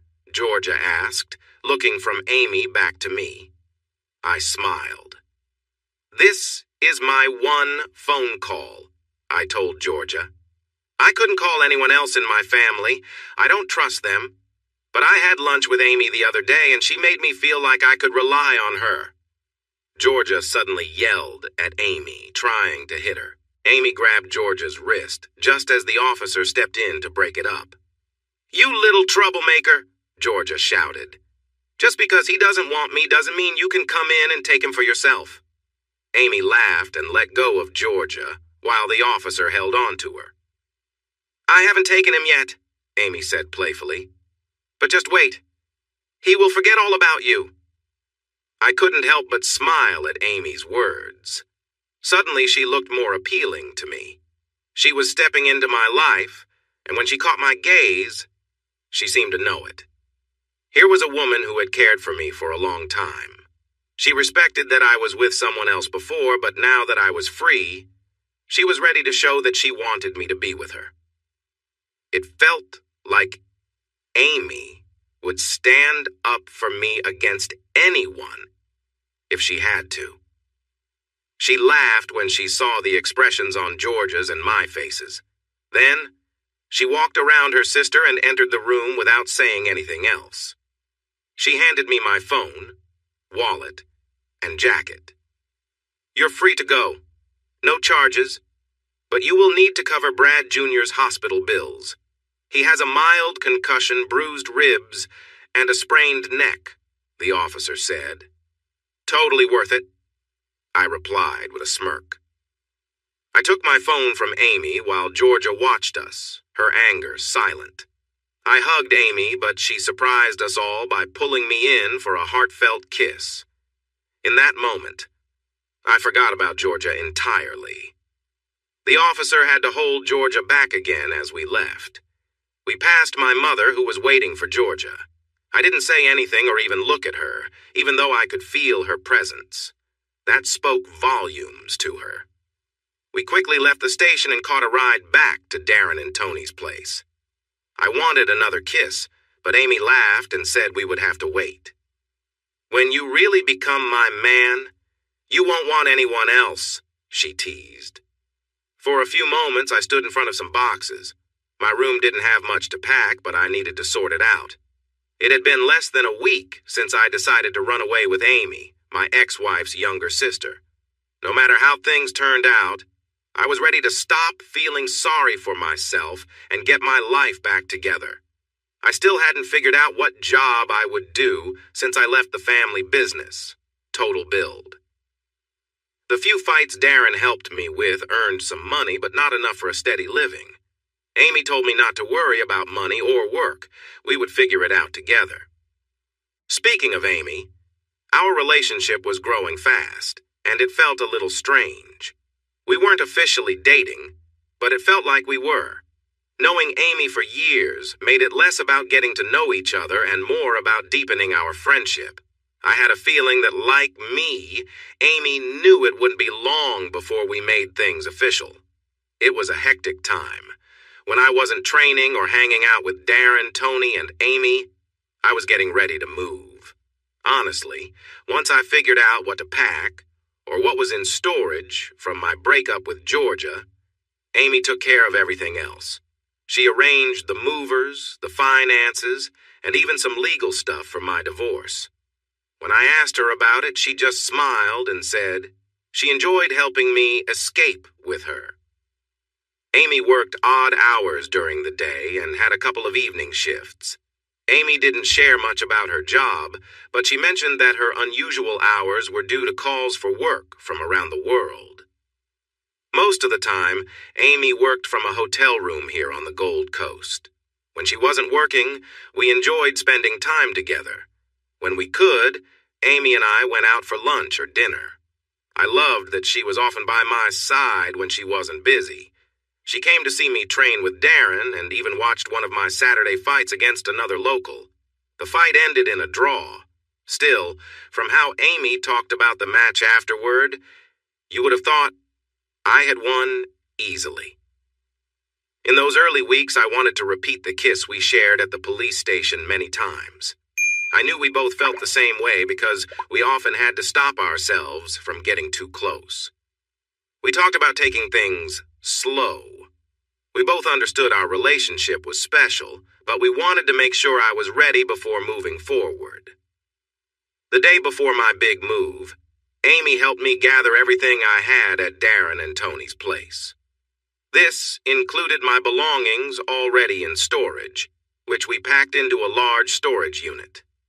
Her movers would pick everything up in a few weeks and take it to her place. All I needed to keep out were the essentials: a few outfits, my new laptop, and my training gear. The night before the move, Amy and I spent time at Darren and Tony's. We all had a great evening enjoying Thai food together. During dinner, we chatted about all kinds of topics, like old friends do. Amy held my hand through it all and gave me knowing looks. After a couple of bottles of wine, we played some fun games, including an indie game called Throw Throw Burrito that turned out to be a hit. As the night wrapped up, I was surprised when Amy didn't leave as she usually did. Instead, she followed me into the guest room I was staying in and slipped under the covers after skillfully changing into her pajamas without showing me anything. I raised my eyebrows in surprise, and she giggled as it was my turn to change into my own comfortable clothes before sliding into bed beside her with open arms. She nestled against me, resting her head on my shoulder. "It's okay, Robbie. I really want to, but I promise I won't rush things tonight," Amy said softly. "But tomorrow we're starting a new adventure together, and I can't wait for us to be close like this all the time." She settled in next to me, and I could feel her warmth against my side. My heart raced as she wrapped her arms around me and kissed me for the second time in all the years we had known each other. As I closed my eyes, I felt the softness of her lips against mine. The way she leaned into me showed how much she wanted this moment. When I felt her tongue lightly touch my lips, I pulled her closer, not minding anything else around us. It felt nice to be so close to her. At that moment, all my doubts about our relationship disappeared. As we shared the kiss, I had to hold back the strong urge to touch her more intimately. Instead, I let my hands glide along her back, feeling her warmth. Once or twice, my fingers brushed her side, and I heard her soft sighs. Later, Amy sighed happily. "Thank you for not rushing into things, Robbie. I know you wanted to. Honestly, I did too. But it means a lot that you took your time." I kissed her quickly again and said, "I'm trying my best not to rush things, but I care about you deeply, and I know we will get there." She gently stroked my cheek and said, "I know, dear. I appreciate it. Soon I will be all yours. But tonight, would you just hold me?" I nodded as she turned and cuddled against me, and we fell asleep with my hand resting softly on her leg. When I woke up, we were still wrapped together. The morning brought a sense of comfort we both enjoyed, and I realized I was holding her closeness. Even though my hand was outside her shirt, it felt wonderful to wake up next to her. As I became more alert, I removed my hand, and she sighed at the change. "That felt nice, Robbie. I would love to wake up like that every day." Her sleepy voice carried a happiness that I felt deep inside me. I leaned in and kissed her neck, taking in her unique scent. Amy had a fresh smell, more natural, reminding me of the pleasant scent after a rainstorm. After a few minutes of gentle kisses, we reluctantly got up to get ready for the day, knowing we had our first long drive ahead. We shared breakfast with Darren and Tony, enjoying fruit and yogurt. Darren made me promise to keep training for a big fight he had scheduled for me while we ate. Amy chimed in, saying she would help me stay on track with my training as we cleaned up and prepared to leave.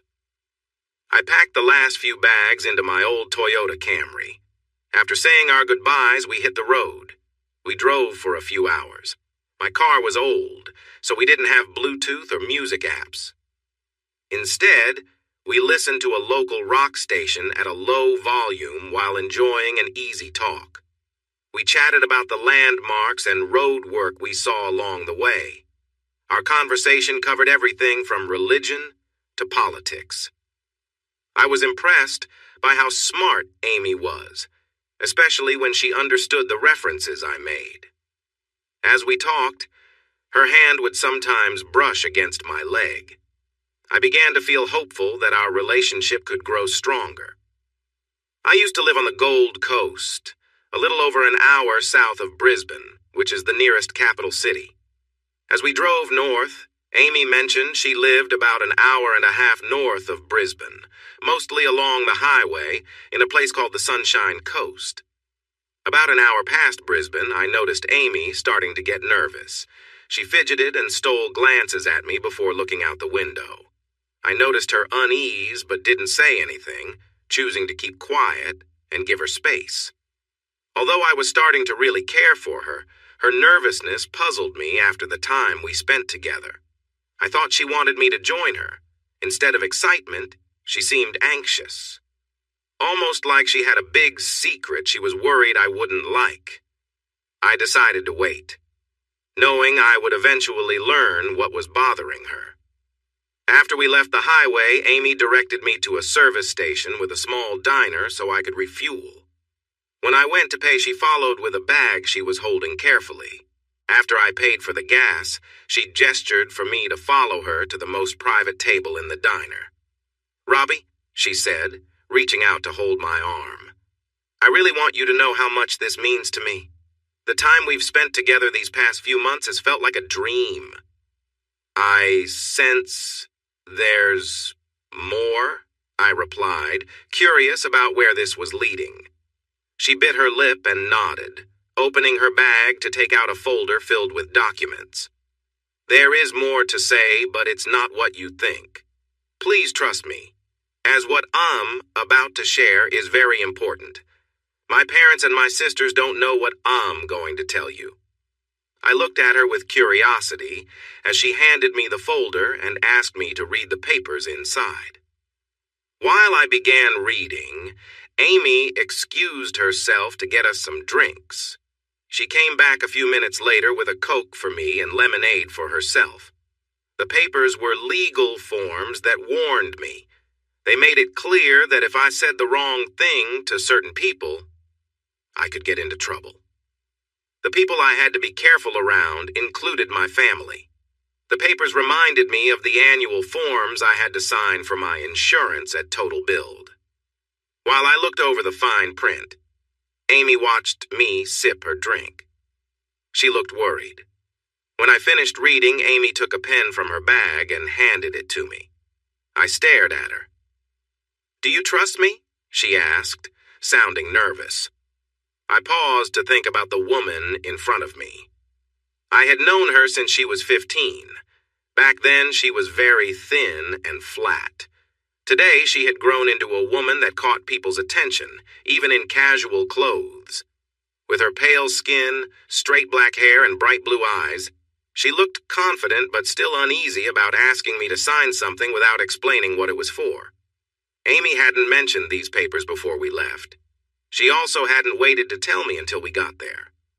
I remembered last night, when she had cuddled with me in bed, our touches growing warmer even though my divorce from her sister was coming soon. Looking at the documents, I didn't see anything that would harm me or put me in a difficult position. Still, I wanted to believe in her. I took the pen and began to sign, dating the papers as needed. With every signature, I noticed Amy's smile getting bigger. When I was done, I handed her the folder with the signed papers. She carefully put it back in her bag, but I could see that she was shaking a bit. Then she walked around the table, set down the bag, sat on my lap, and kissed me. Suddenly, she pulled back and looked into my eyes. "I love you, Robbie. I hope you know that." I chuckled. "Amy, I just signed some legal papers. I'm not saying he'll marry you." She pretended to be hurt and moved back to her seat. She picked up her drink and smiled at me. Just before taking a sip of her lemonade, she glanced at me from the corner of her eye. "Not yet," she said playfully as she took a drink. "Huh?" I replied, distracted by her action. "You haven't agreed to marry me yet," she said with a smile. "Well," I laughed, "I think the day is still young." We laughed for a bit about nothing in particular, until an older couple nearby stood up and left, leaving us alone in the food area.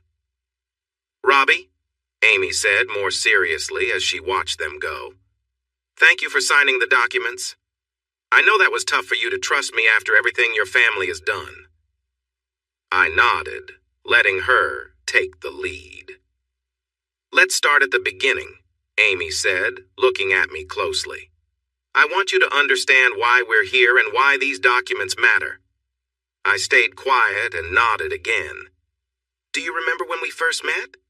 I was a bit of a nerd, right?" she asked. I chuckled. "A bit of a nerd? Amy, you were 15 and a total nerd. You could do things with computers that I didn't even understand. And I'm not bad with technology." She laughed and gave my hand a little squeeze. "No, you're not.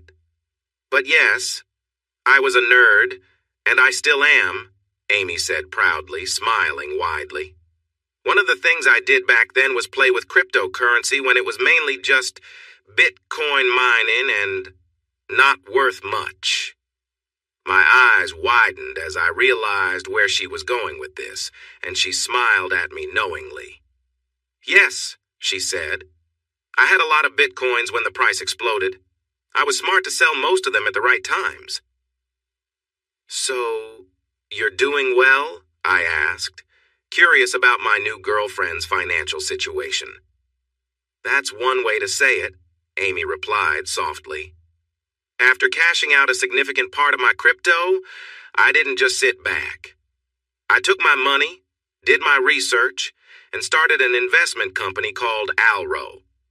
I put 90% of what I earned into the company, and now I spend a lot of time looking at companies and startups that can make good returns. I have a small team, about 6 people live here on the coast, a few in the United States and some in Europe. In the past year, we've done so well that we've had U.S. investors giving us money for our next projects. Amy smiled at me. You know how Americans like a determined Australian. I'm young, and I can say good day just the way they want, so Alro has been profitable. How much profit are we talking about? I asked, curious if she would share. Amy looked at me for a moment before smiling. After costs, Alro made a $6 million profit last year. $6 million in profit? I was amazed. Yes, and I take a 10% cut of the profit, she added proudly. Wow, just wow. I looked at Amy with a new level of admiration. She had a clever smile that lit up her face. That's why the legal agreements, Amy concluded, wrapping up her explanation. I don't share much about my life with others, especially outside of work. And I've never told my parents because I didn't want them to know. I worried they might ask me for money. They think I have a regular office job and not that I own a company. In a few years, it won't matter since I plan to settle down and start a family. But for now, I want to stay out of the spotlight. I chuckled a bit. My girlfriend had been keeping her success a secret from us all these years. What happens next? I asked. I take you home and we live happily ever after, she said confidently. We both smiled and chatted for a while as I processed what Amy had shared with me. Then we got back in her car, and Amy guided me to her place. When people think of wealthy homes, they imagine big houses on hills or fancy mansions. Amy's home was more of the second type. As we drove through Noosa, Amy had me go up a steep hill to her house, which was now my home too. We passed through large security gates into a beautiful area with palm trees, neat lawns, and colorful flowers. The house itself was modern with interesting shapes and a polished look. Following Amy's directions, I parked my car beneath a shelter. I felt a bit embarrassed to have my old car in front of such a stunning house, but Amy didn't mind. She unlocked the grand double doors with a card and helped me carry in my bags. Inside, I noticed several rooms, but a short walk led us to a living space that had a fantastic view of the ocean. I stood there, amazed by the scenery. Do you like it? Amy asked, wrapping her arms around me from behind. For a moment, I was speechless, taking in the sight. Amy, this is incredible. I've never seen a view like this, I replied. I loved the ocean, and when I trained for my workouts, I preferred running on the beach instead of a treadmill. This would be a perfect spot for me. Amy laughed while holding on to me, and I kept gazing at the view. You should see Mrs. Raddat's view up the hill. She's an older lady who looks out for me. Her balcony view is amazing too. Thank you for appreciating this one. Then Amy took me up a small flight of stairs to the master bedroom. It was nicely decorated with a large TV on one wall, and I noticed a PlayStation and an Xbox set up underneath. I smiled, just like Amy. She was a gamer even at home. The room had an entry to a bathroom and a walk-in closet on one side, and opposite was a balcony with a big glass door that offered more beautiful views. I walked up to the door and opened it to the balcony. Stepping outside, I closed my eyes and took a deep breath of the fresh sea air. I could feel the stress from my time on the Gold Coast fading away. Soon, my divorce from Georgia would be finalized, and my family was far enough away that I wouldn't have to see them for a long time if I didn't want to. I realized I had been standing there for a few minutes when Amy joined me, handing me a drink, a mix of rum and cola. It looked like she had the same. I raised an eyebrow and she smiled at me. Hey, I've liked you for a long time, she said. I know you enjoy this drink, so why shouldn't I like it too? I laughed, holding my glass to the side and clinking it with hers before taking a few big sips. As I savored the flavor, we sat down in the chairs on the patio, enjoying a peaceful moment. The only sound came from the waves crashing on the shore, a calming rhythm that matched the beautiful view. "What's on your mind?" Amy asked with a laugh, and I smiled back. "Amy?" I started but hesitated, letting my shoulders slump as I leaned against the balcony rail. I stared out at the ocean, and a moment later, I felt her hand gently touch my arm. I wasn't sure why, but I began to cry, my tears falling to the ground below, leaving wet marks on the concrete. I glanced at Amy, who looked at me with kindness. I sensed she knew I needed this moment. Being away from everything allowed me to relax, and it felt like the first step toward healing. After a few moments, I took a deep breath, looking into my drink before gazing back at the ocean. "Amy, over the last year, I've felt angry and lost. I thought I had a loving family with a wife who was everything to me, and I dreamed of being a dad." I paused, offering her a small, sad smile. She gently touched my hand without saying anything. "I spent too much time feeling sorry for myself. If it weren't for Darren and Tony in those early days, I might have taken a different path." I felt her hand squeeze mine as she inhaled sharply, still saying nothing. I spotted a ship on the horizon and smiled. "A couple of months ago, Joanna came to see me, bringing a friend who supported her. I discovered this woman had liked me for years but never shared it." Amy nodded and smiled back, still quiet. "Since then, she has been there for me, calling when we can't be together, and holding my hand when we are." She laughs with me, and I know she will cry with me because her hurt is the same as mine from losing a sister. Then she asks me to run away with her, pointing to the ocean and the house behind us. I realize that not only does she like me, but she has grown to love me. She is wealthy, very smart, has a great sense of humor, and kisses very well. Her stunning blue eyes can compete with the beauty of the ocean around us. I turn to her and gently hold her chin, then move my hand to cup her cheek as I look deep into her eyes. "Amy," I say, taking a deep breath as I prepare to express my feelings. "You told me earlier that you love me. I know I still have scars from my past. I know there's still a lot of pain inside me, but you brought me here because you care. I believe. No, I know that the feelings are there. They started growing when you stayed behind with me, after Joanna left.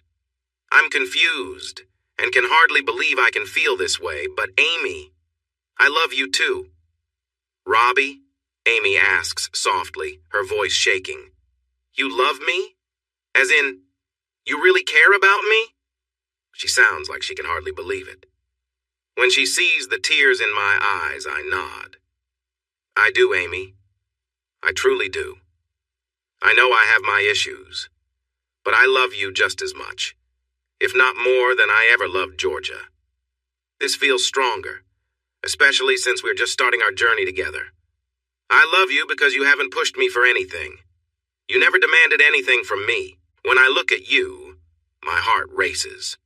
When you're not with me, it feels like all the warmth has left the room. When my phone rings, I rush to it hoping that it's you. Every day I find it hard to think about leaving you. Even if all we had was a small rented apartment with noisy neighbors banging on the walls or having parties late into the night, I still would want to be with you." Amy laughs. "We can move there if that's what you want, but I like this place. As long as I'm with you, I'm happy to live anywhere." I smile and kiss her gently before we sit at the balcony table again. "So, what's next?" I ask. Amy takes a sip of her drink, thinking for a moment as we relax together. "Well," she says, "not many people know about Alro outside the investment world, and everyone who does is bound by the same privacy rules that you are, believe it or not. I am too. I raise my eyebrows in surprise. I want to keep my money safe, Robbie. I worked hard for it. Sure, I was in the right place at the right time at first, but it worked out because of that privacy. We make investments quietly as private equity. Most of the time, things go well with the right support. I mean what I said, Amy told me seriously. I want you to come with me. I need to visit the staff in the U.S. and Europe at ALRO, and I'd love it if you joined me. You want me to join you? I asked, raising my eyebrow, which made her giggle again. Yes, Robbie. I really want you with me every night. I want you away from my difficult sister and your messy family for a few months. When we return, I have an idea for you, she said, a playful smile appearing on her face. I laughed. I'm sure you do. I realized that Amy often had a plan. Okay, let's go for it. Her smile captured my attention, and I found myself staring at her. Amy, I said, a playful grin spreading across my face. Yes? She asked, her expression brightening. Be my girlfriend, I said. She didn't say anything, but she set her drink down and kissed me. That's a yes, I said when she pulled back. She playfully slapped my arm. Of course. I've been your girlfriend since I helped you out of jail. We both laughed and pulled out our chairs, spending the rest of the afternoon discussing all the places she wanted to take me. Later that night, as we walked to a lovely Italian restaurant in the nearby village, we continued our conversation. Amy seemed more energized than ever, excited to share her world with me. When we returned to her house, she showed me where I could unpack my things. There were drawers in the walk-in wardrobe just for me. After that, she excused herself to make a few calls and told me to explore the house, take a shower, and relax. I roamed around, amazed at everything. There were 5 bedrooms, and 2 of them shared a bathroom while the other 3 had their own. Every room had a beautiful view of the water. I also found a well-organized workout room with space for weights, a punching bag, and various machines. I was impressed. Then I discovered a media room that could seat 12 people, and a wine cupboard that was well-stocked and temperature-controlled. The kitchen had plenty of space, a butler's pantry, and 3 ovens for cooking. As I continued my exploration, I could hear Amy in what I guessed was her home office. She was on a conference call, discussing companies I didn't know much about. From what I gathered, she was asking for several financial reports. I also overheard her telling a lady with an English accent that both of us would be visiting soon. At one point, I peeked into her office. It was a large room filled with screens, TVs, and cameras while she waited for a connection. She waved for me to come in. I smiled and shook my head because I wanted to take my time entering her work life. I headed back to the main bedroom and jumped into the shower. The water pressure was amazing. It felt strong, like my worries were being washed away once again.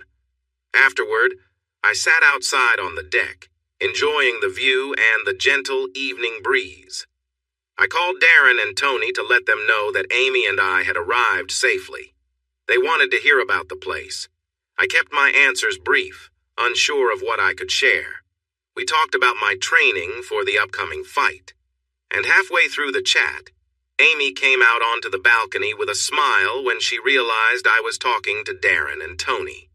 I switched to speakerphone, and the 4 of us chatted for about half an hour about the trip. And, of course, Darren asked about my training schedule. I laughed at his question. You should see the gym setup Amy has here, Darren. It's going to be amazing to train in. Quickly, I realized what I said and looked at Amy, worried. She just laughed. It really is, Darren, Amy said, her eyes shining. I use it when I can, but honestly, about a month ago, I set it up for Robbie so he would have a place to train. We will get you up soon. Sound good? Sounds great. I can't wait to see your new place. Robbie, Darren replied, and I could hear the excitement in his voice. I mouthed an apology to Amy, but she smiled and waved it off. She indicated she was going to take a shower and told me to keep chatting.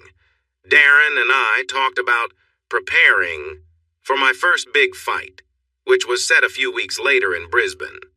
It would be a significant event since it was my first professional match. Darren thought I was ready. This time we would be driving from different directions instead of together. A few minutes later, I ended the call and went back into the room. Amy, just out of the shower, came into the bedroom. Amy, I'm so sorry about what I said about the gym. My voice trailed off. I couldn't find the right words. Amy stood in the doorway between the bedroom and the bathroom, wearing something light. It was delicate and didn't cover much. As I mentioned earlier, while Amy and Georgia look alike, that's where their similarity ends. They are only half-sisters, sharing the same mother but having different fathers. Amy's father, Peter, is one of the most relaxed, wonderful guys I know. Amy's striking looks and presence were clearly inherited from her father's side. Her beauty and confidence radiated in a way that left others in awe. I'd already mentioned her deep black hair and piercing blue eyes, but now, seeing her framed in the doorway, I could feel the strong pull she had on me, both in her charm and her natural grace.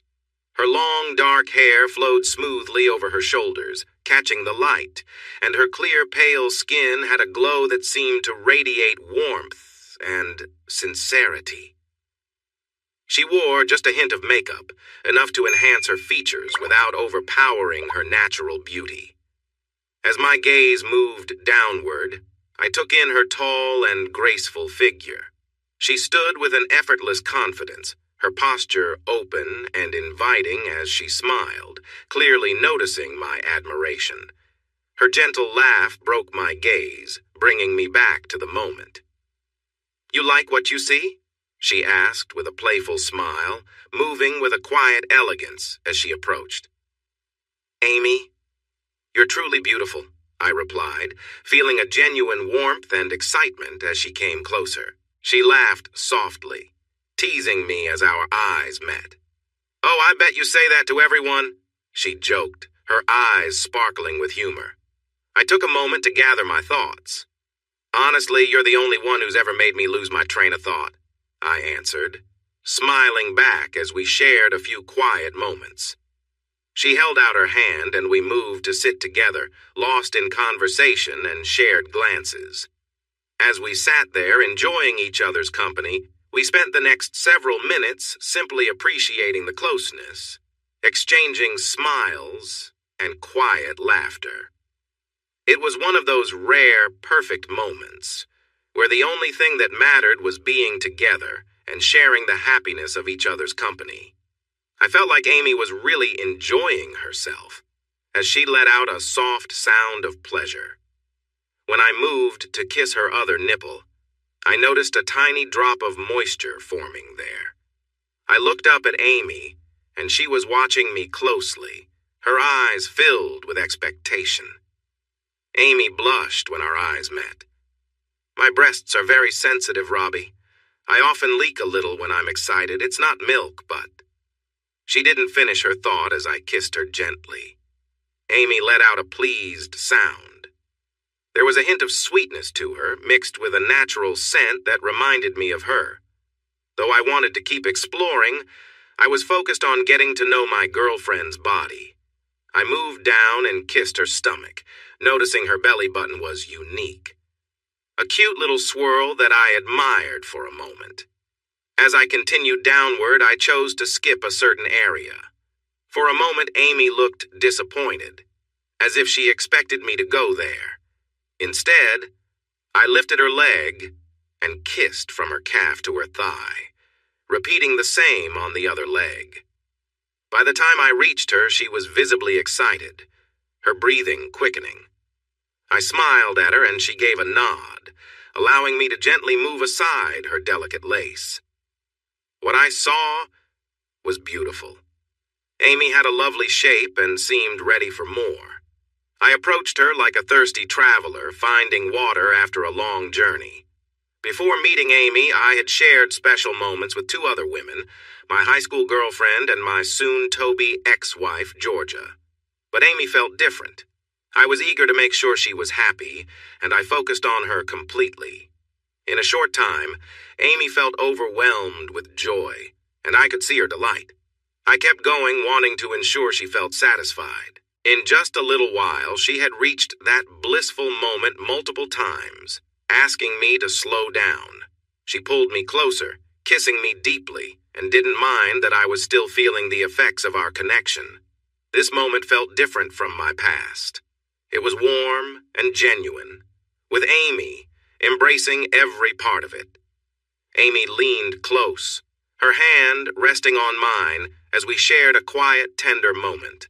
Her eyes met mine with warmth and care, and I could see the depth of her feelings in the way she looked at me. She smiled softly, lifting her hand to rest on my shoulder as we sat together.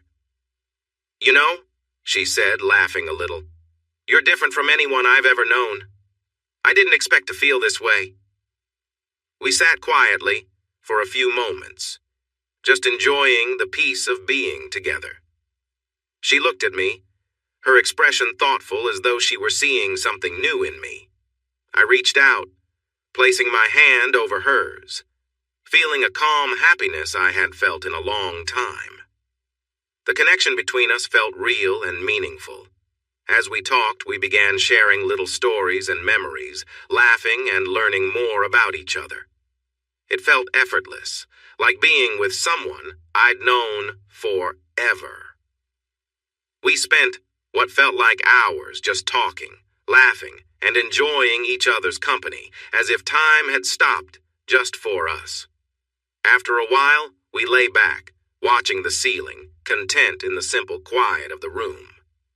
There was a kind of completeness to it, as though we had both found something we hadn't realized we were searching for.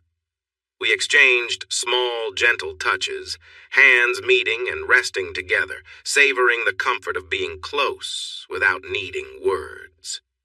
It was a moment of peace, the world outside fading away. As the night deepened, we drifted off to sleep, side by side, knowing this was a memory that would stay with us, a quiet, perfect evening, shared with someone who felt like home. Amy slowly leaned forward, her expression filled with trust and warmth as she looked into my eyes. I could feel the depth of her feelings as she took my hand, holding it close, her touch gentle yet steady. She leaned against me, resting her head on my shoulder, and for a moment, everything around us seemed to quiet down. "Robbie, I love you," she whispered, her voice soft and filled with emotion. Her words carried a significance that struck me deeply. I wrapped my arms around her, holding her close, wanting her to know how much I cared. The feeling of simply being together, close and comfortable, was enough to fill the moment. We lay back, holding each other as time passed slowly, sharing small whispers and enjoying each other's presence. She looked up at me, her eyes shining, and I could see how much she trusted me. We were wrapped in a quiet comfort, each moment building on the last, as we lay together in peaceful silence. Later, she got up and walked into the bathroom, bringing back a warm cloth to freshen up. She handed it to me, laughing gently as we took care of the small, simple things together, each gesture filled with care. It was a quiet, special moment that felt like something only the two of us shared. Afterward, she suggested we shower together, leading me into the warm spray of water. We laughed, talking quietly as we washed, the simple act of helping each other a gentle, meaningful ritual. She even had a few shower gels she had chosen just for me, explaining that she wanted me to feel at home in her space. "Did your last boyfriend leave these here?" I teased, chuckling. She playfully gave me a light nudge, pretending to be hurt. Robbie, you goof, she said with a smile. There's only ever been you. I've been on a handful of dates in my life. Her honesty and the simplicity of her words made me smile. We stood there for a moment, looking at each other, sharing the happiness of knowing that, in each other, we'd found something real. It was a perfect end to a night we'd both remember, but none got more than a kiss on the cheek, and no one had a second date because they weren't you. It has always been you, she said shyly. I hugged her as she began to tear up, holding her close as the water flowed over us. I'm sorry, dear, I said gently. I know you gave me a wonderful gift earlier, but I thought, well, you were so amazing, how could I? For a moment, she looked up at me, her eyes misty but holding a sparkle of joy. The fear of rejection drifted away as she realized I wasn't judging her for her past. I'm a bit of a nerd, remember? Amy said. I may not have much experience, but I've watched a lot of films and have had some fun toys. She hesitated, deciding if she wanted to share more. I held her close as the water flowed around us. She rested her head on my chest. I thought about going further. I tried a few things, but I couldn't. Amy said, her hands resting gently on me. But I am so glad I got to be with you first. For so long, I dreamed of you being my first Robbie. I was even jealous of my sister. But tonight I finally felt like I belonged to you. I kissed her softly, and we exchanged sweet words about love and promises for the future. After we got out of the shower and dried off, we returned to the bedroom, changed the sheets, and snuggled in bed, our arms around each other. As we both drifted off, I reflected on the past year. Despite the rough times in my life, I felt thankful that everything had happened as it did, because it led me here, in Amy's arms. I listened as Amy's breathing grew steady and deep as she fell asleep. I kissed her head, feeling sleep pull me in too. I whispered, I love you, as my last thought. It felt like she tightened her hold and sighed lightly as I finally fell into a deep sleep for the first time in months. The next month was full of activity. Amy introduced me to her team in Noosa, including her housekeeper and gardener who helped keep the place neat, especially when she was away. When they realized who I was, everyone smiled during the introductions. They all knew Amy had liked me for a long time and were glad she was happy. Amy also arranged for me to meet her lawyer, George Brady. He was a distinguished older man, just as you would expect from a top lawyer. At Amy's request, George took over handling my divorce. As he managed Amy's legal affairs, it meant he also took care of my situation now that I was with her.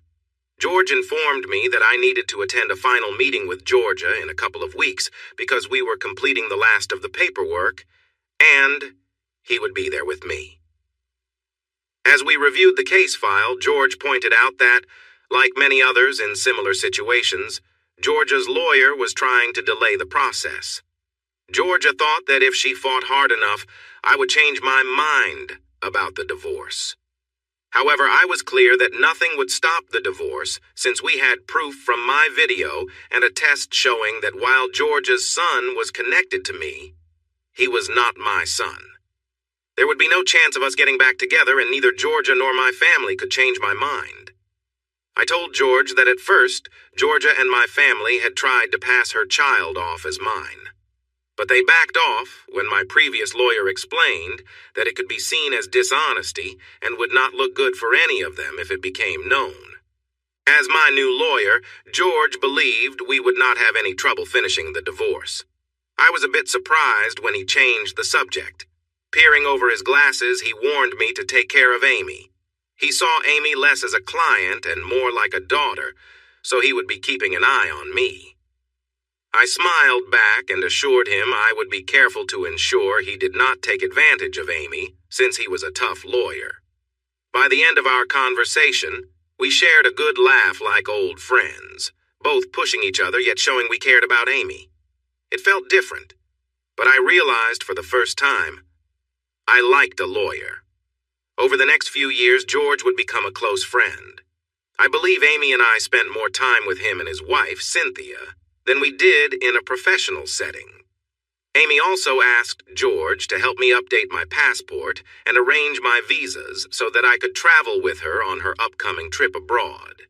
We were set to leave a few days after the divorce was finalized.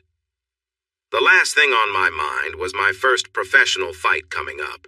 It would take place in Brisbane, and I was a bit nervous because it was going to be broadcast on one of the cable channels. The opponent I was facing was a professional fighter from the States. I was to serve as a warm-up match before he faced a well-known Aussie fighter scheduled to fight him a couple of weeks after me. I anticipated the fight to be tough. I knew I could hold my ground against him, but I wasn't expecting to win.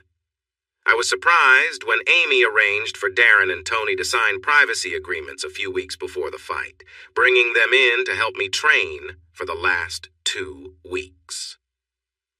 Darren would work with me on my training, while Tony managed my diet. Once they got over the initial shock of Amy's situation, Darren took training seriously, pushing me hard hour after hour. We ran 10 kilometers on the beach 2 times each day. Darren made me run at least half of that on the soft sand before pushing me hard in the gym. Darren worked as a trainer at a gym that focused on martial arts. We met a few years back when I wanted to try different styles.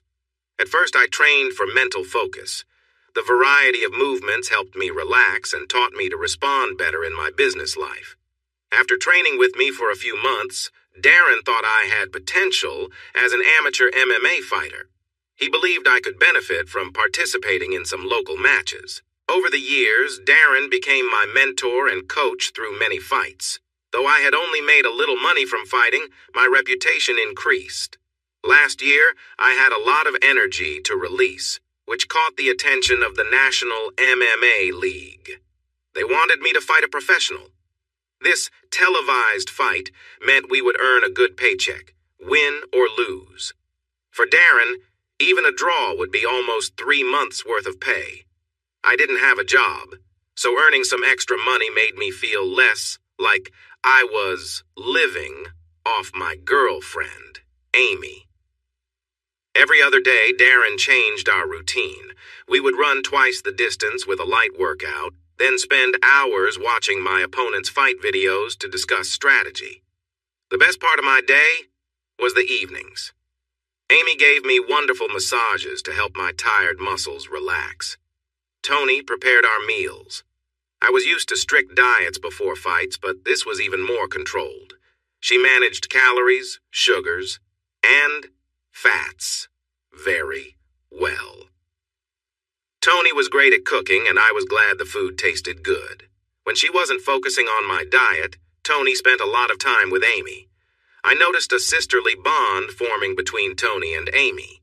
Tony had lost her younger sister in a tragic accident years ago, so I was happy that Amy could provide her with some comfort. On the day of the fight, Amy, Darren, Tony, and I traveled to Brisbane in Darren's truck. I was surprised to see some of Amy's staff there, too. They had never seen an MMA fight before. MMA means mixed martial arts.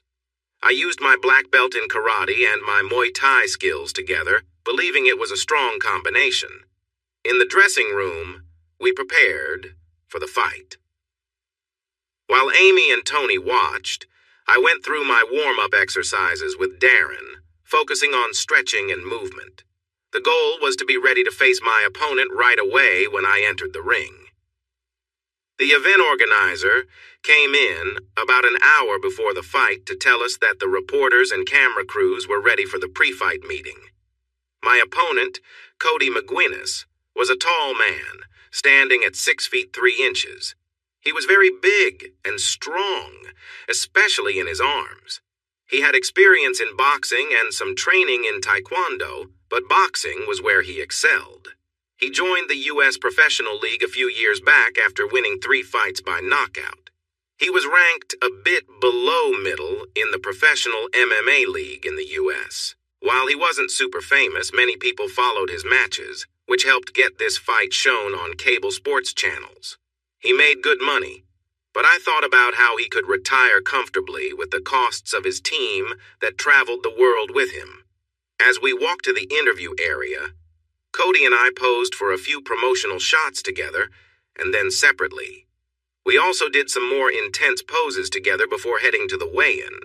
I thought Cody was a decent guy beneath his tough exterior, but he seemed confident about winning. After the promotional part was over, he came up to shake my hand.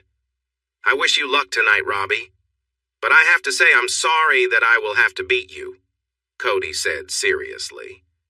I rolled my eyes, thinking it was all part of the mental game we fighters played with each other. "No worries, mate," I joked, using a playful accent. "Just make sure to delay your next fight after I get you checked out at the hospital," I replied, with a grin.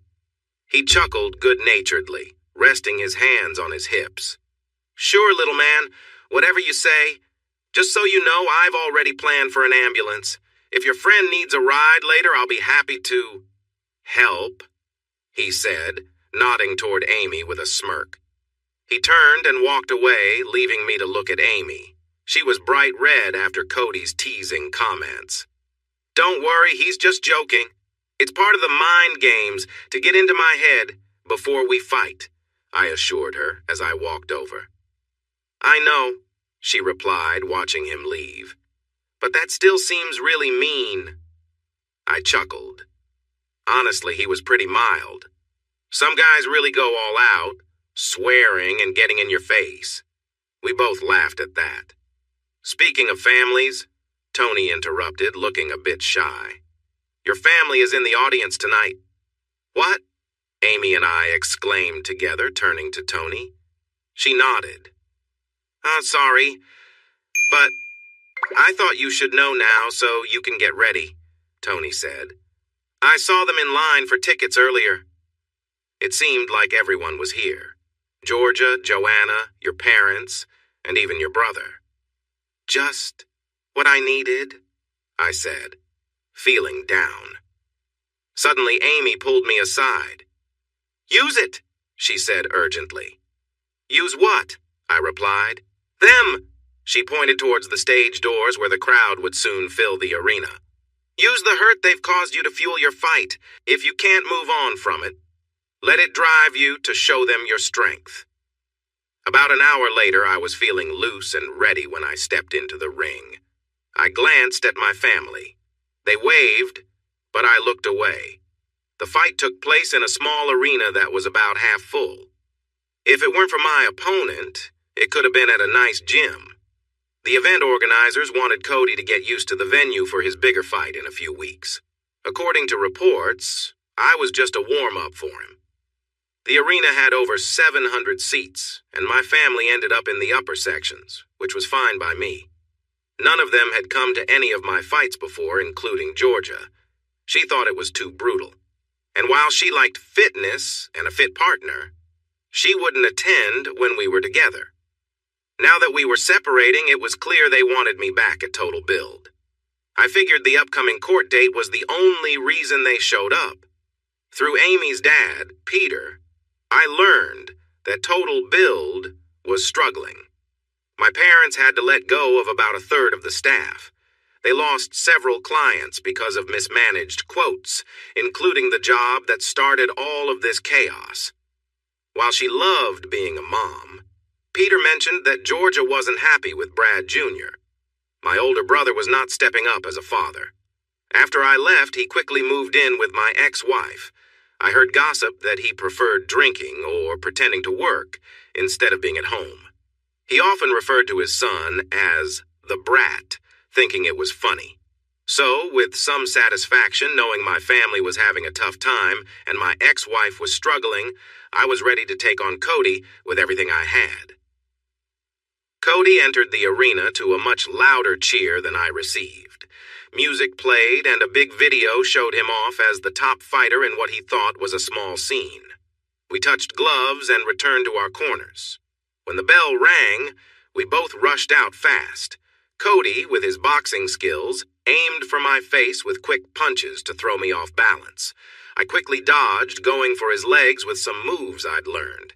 He nearly fell 3 times in that first round, but managed to stay upright. He hit me a couple of times. I have to admit they hurt a bit, but I got in a few good hits on his sides, so I knew I had made my mark too. By the end of that round, I felt we were about even. When the bell rang for the second round, I noticed that Cody seemed more careful now. In round 2, we exchanged punches again. As a boxer, he focused on my head, trying to land a knockout punch. He hit me a couple more times, making me feel a bit dizzy, but I fought back hard, landing several punches to his midsection and legs, and even one to his head. Still, he managed to remain on his feet. During round 3, we moved around, and the referee had to step in to separate us when we got too close. That's when I made a mistake. For just a moment, I took my eyes off Cody. I got distracted by my older brother, who was laughing and pointing at me. That moment of distraction cost me. Cody's punch hit me right in the face, and I fell hard. For a moment, I was stunned, and the referee started counting. By the time I realized what was happening, he was at 4. I got back up, and the referee looked me in the eyes to check if I could continue. I nodded, but couldn't help glancing at my brother, who was grinning and chatting with everyone around him, his arm around Georgia's shoulders. My parents and sister were laughing at whatever he was saying. I felt a rush of anger. I shook off the last of my confusion as the referee stepped back, and then it was time to fight again. This time, my punches felt stronger, and I started using my legs and knees more. Cody looked surprised, shifting into a defensive posture. He raised his arms to protect himself from the series of punches I aimed at him. After a tough exchange, where I hit him hard and then paused to catch my breath, I saw my chance. He was shifting his stance, thinking that I would take a moment to rest. Honestly, I was feeling the effects of his earlier punch, and I was tired. But he made a mistake by lowering his arms momentarily, thinking I was out of reach. That was my moment. That was when I made my move. Just like I had done before, I charged at Cody with a powerful kick aimed at his head. As I launched my attack, everything seemed to slow down, and I focused on my goal. The noise from the crowd quieted down, and all eyes seemed to focus on my foot, moving towards Cody's head. I turned my body while kicking, putting extra force into my strike. My foot hit his cheek, and he'll never forget the gasp from the audience. For a moment, everything seemed to freeze as energy transferred from my foot to Cody's head. As I finished my turn, Cody fell against the side of the ring. He landed on his side, his mouth guard hanging loose. His body shook a little, but his eyes were shut, and he began to drool. No one said a word as the referee rushed to check on Cody and started counting. Cody didn't move. When the bell rang, the crowd erupted into cheers. I raised my fist in the air, turning to celebrate with everyone. But when I looked at Brad Jr., Georgia, and my family, they were not cheering. Brad looked worried, remembering my move from a few months ago. I locked eyes with him and whispered, "You got this." My brother took a seat, and he understood. An ambulance crew came into the arena to check on Cody, who was still unconscious. After using smelling salts and doing some checks, they took him out on a stretcher to the hospital. The referee took my hand and spoke into the microphone. "The winner by knockout, your new champion, Robbie Other," he announced. Soon after, Darren, Tony, and Amy were in the ring. Darren was grinning widely, and Tony was cheering proudly. Amy hugged me tightly. It felt a bit painful, but I was happy. Then she kissed me, which made the crowd cheer even more. I noticed 3 things when I looked up. The sports reporter was excitedly talking about me on camera. Amy wouldn't let go of me. And my family seemed to be arguing with Georgia about her being in the ring with me. I gestured for my family to come over to Darren, Tony, and Amy. They followed my gesture, and we all laughed as they exchanged words back and forth. For the next 2 hours, I went through post-match checks. Darren was pleasantly surprised by our winnings. We earned a lot more than we expected since the odds were in Cody's favor as a well-known MMA star, so we didn't just get enough for drinks this time. During the post-match interview, reporters wanted to know what happened in the third round that motivated me. I made up a story about digging deep for strength. Then, they asked about my finishing move. Well, I smiled. I have to thank my brother for that one. He opened my eyes to new possibilities a few months ago. My family might never see the interview. Then again, who knows? After I finished, I went back into the dressing room. Darren, Tony, and Amy followed me. That was ridiculous, Amy said as soon as we were away from the reporters. I looked at her in surprise. Her eyes weren't angry. They were full of laughter. What do you mean? I asked, watching Darren take off the wraps from my hands while Tony brought over an ice bucket. I said that was ridiculous, baby, Amy said, now laughing.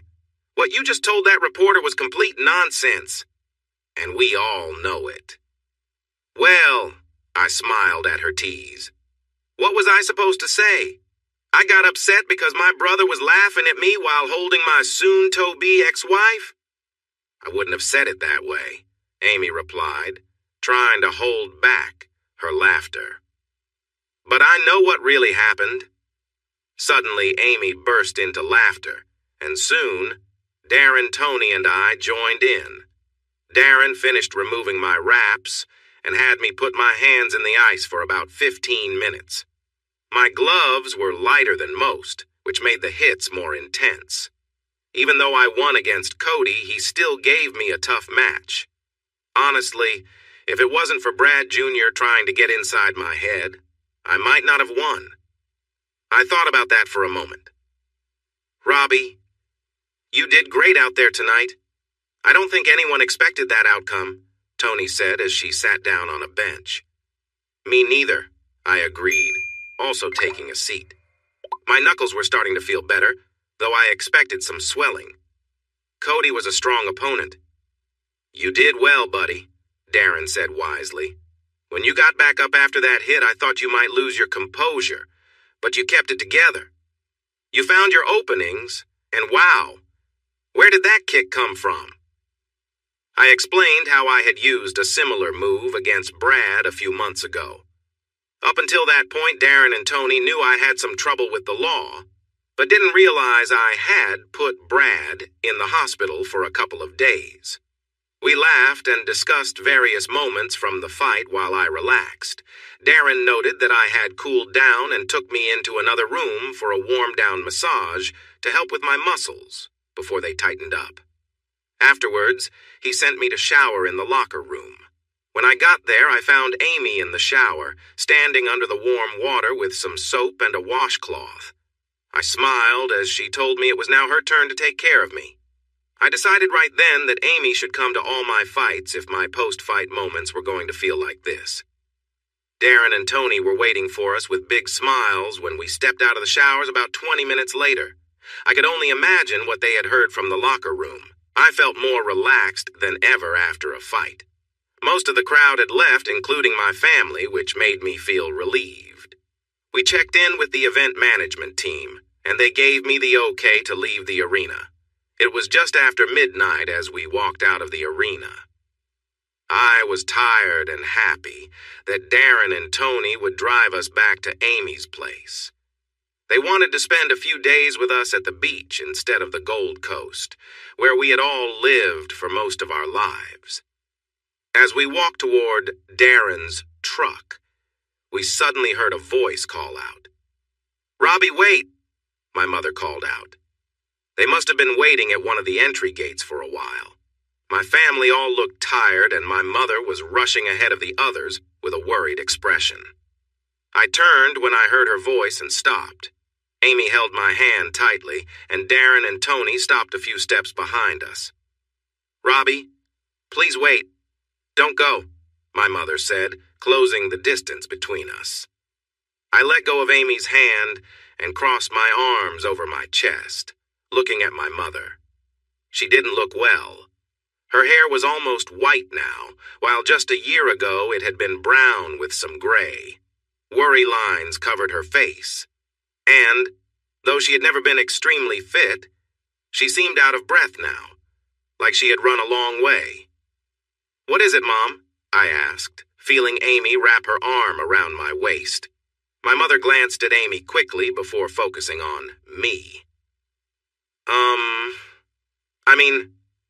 Robbie. Joanna, Brad Jr., Georgia, and my father caught up, standing in a loose circle around us. Darren and Tony stayed a bit back, with Tony leaning against Darren. My father, like my mother, glanced at Amy, but then directed his attention to me. "Son, come home. It's been a year now. You've had your time away and we forgive you. It's time to come back," he said. Both Amy and I chuckled. "Time away?" I asked, smiling. "Yes, son," my father replied seriously, like he was talking to a young child. "You shouldn't have walked out on us. We need you to let it go and come back." "Right," I replied, stretching the word. Amy scoffed. "And what do you mean you forgive him?" she said, sounding critical. "Be quiet, Amy. This isn't your concern," Georgia snapped at her younger sister. "Amy," my mother said before Amy could say more. Understanding dawned on her face as she glanced at my girlfriend. She connected the dots about the argument Georgia had with Brad and my father earlier. "So you're Georgia's sister?" "Half-sister," Amy answered with a smirk. "But yes, I have that unfortunate link to someone who gets involved with men besides her husband." The sisters shot sharp looks at each other. "Honestly," Amy added with a smile aimed at Georgia, "I think she must get her behavior from her dad. My father is very faithful to our mother." "Stop it, Amy," Georgia said again. "Robbie is still my husband." "Only for a few more days. Then he's all mine," she declared proudly, wrapping her arm around my waist protectively. Georgia glared at her sister. I have to say it was amusing to see them bickering over me. "So you're not even divorced? And you're with your wife's sister?" Brad Jr. attempted to sound serious. "Be quiet, Brad," Georgia shouted back at him. I could tell he wasn't ready to approach me. Amy and I chuckled again. I could hear Darren and Tony laughing softly behind us as well. "At least I waited until I found out my ridiculous brother and ex-wife were sneaking around behind my back with family support," I chimed. "Oh, and Brad, just between us, you can have Georgia. I think I picked the wrong sister the first time." "Georgia doesn't compare to this little spark," I said, holding Amy closer and gazing at her warmly. Amy returned my look with a soft smile. A moment later, I glanced back at my older brother. He looked a little flushed. I couldn't tell if it was from embarrassment, anger, or jealousy, but he was definitely embarrassed, so I thought I'd tease a little more since they came to see me. "Hey, Brad, did you like my big move tonight? Did it feel a little familiar?" I said with a grin. Brad turned even redder, clearly embarrassed. I was shorter than him, but I was pretty strong while he had let himself go. He glanced at me, but knew he wouldn't stand a chance. I laughed again, but turned my focus back to my father. "So, Brad," I said, shifting the conversation back to the topic at hand as I looked at my father. "Amy asked a good question. What have I done that you think I should be punished for? Shouldn't it be the other way around? You walked out on us, you ungrateful punk," he almost yelled at me. I think my lightheartedness with his other son had upset him. "After everything we did for you, you just left." "After everything you did for me," I replied, tilting my head. "After everything you did?" I asked in disbelief, struggling to understand his words. My sister Joanna, always ready to jump into a conversation, had to get involved. She certainly had a knack for picking the wrong side. Maybe that's why she never seemed to hold on to a relationship. Under that brown hair, she always seemed a little out of touch. "Your job, you know," Joanna exclaimed, her nostrils flaring. "Mom and Dad gave you a job right after high school, letting you study while you worked. Dad thinks you threw it back at them, that your little outburst is hurtful." Everyone could see what my parents were saying, but they didn't want to admit how I felt betrayed, or why they still thought it was okay to treat me like they did. I turned to my parents. "Brad, Hattie," I said softly. Both Mom and Dad looked at me. "Thank you for the job after high school." They smiled back. "But the university was through a scholarship. I worked hard for that, and I never let my work disrespect what others have given me." Their smiles faded. "I never let my training interfere with my job, and I never allowed my siblings' lack of effort to stop me from getting my work done. Can you say the same?" "Of course we can," my father replied quickly. "Really?" I shot back before he could respond further. "So your family life is going great, and the business is thriving without me?" They were silent. "I didn't think so," I concluded. I lifted an eyebrow and looked at Georgia. Under my gaze, she took a small step back. My parents looked at her a bit embarrassed. "Look," I sighed. "Nothing has changed in a year. I asked all of you to give me space. I told you I wanted nothing to do with any of you, but you keep coming after me, acting like it's my fault your lives are difficult. It's not my fault. You all should be looking at yourselves." "That's not fair, Robbie," Joanna pushed back. "It's not our fault things went wrong for you." As soon as she said that, her hands flew to her mouth, realizing what she had done. Finally, someone said something I could agree with. Joanna glanced at Georgia, who was blushing deeply. No one else said anything. For once, everyone was left speechless. "I'm sorry, Georgie, it just slipped out," Joanna said. Then she turned to me, waving her hand at Georgia while glaring at me. "See, if you had just followed the plan, I wouldn't have embarrassed my sister-in-law like that." I couldn't help but laugh, and I noticed Amy chuckling beside me. "Look, as great as it is to see you," I said sarcastically. "I appreciate everyone cheering for my fight tonight, but unless there's something really important to share, we have a long drive home." "Where are you living?" my mother asked. "Far away from all of you," I replied, maybe a bit too sharply. "You're staying with my sister," Georgia said, glaring at Amy. "Sister?" Amy said cheerfully, highlighting the tension. "Sorry, sis, but I've only been with one guy in my whole life, and I'm not letting him go. I'm with Robbie now. You missed your chance." "All right, ladies," I said. "Georgia, it's time for you to move on. I don't want anything to do with you after how you treated me. The child isn't even mine." "Amy," I said. She looked up at me with big eyes. "Easy now." Amy gave a playful bark and smiled, looking quite happy. If she had a tail, I was sure it would be wagging. "Everyone else," I told my family, "understand that I'm not going back to Total Build. I have no desire to see, hear from, or talk to any of you if I can avoid it." "But why?" my mother asked, her voice sad. "Do you really need me to explain after everything that happened this past year? Have you heard anything I've said?" I replied. "Come on, son. Haven't you ever made a mistake?" Dad asked softly. "Yes, many. But unlike you, I take responsibility for them. If I mess up, I apologize and try to make things right.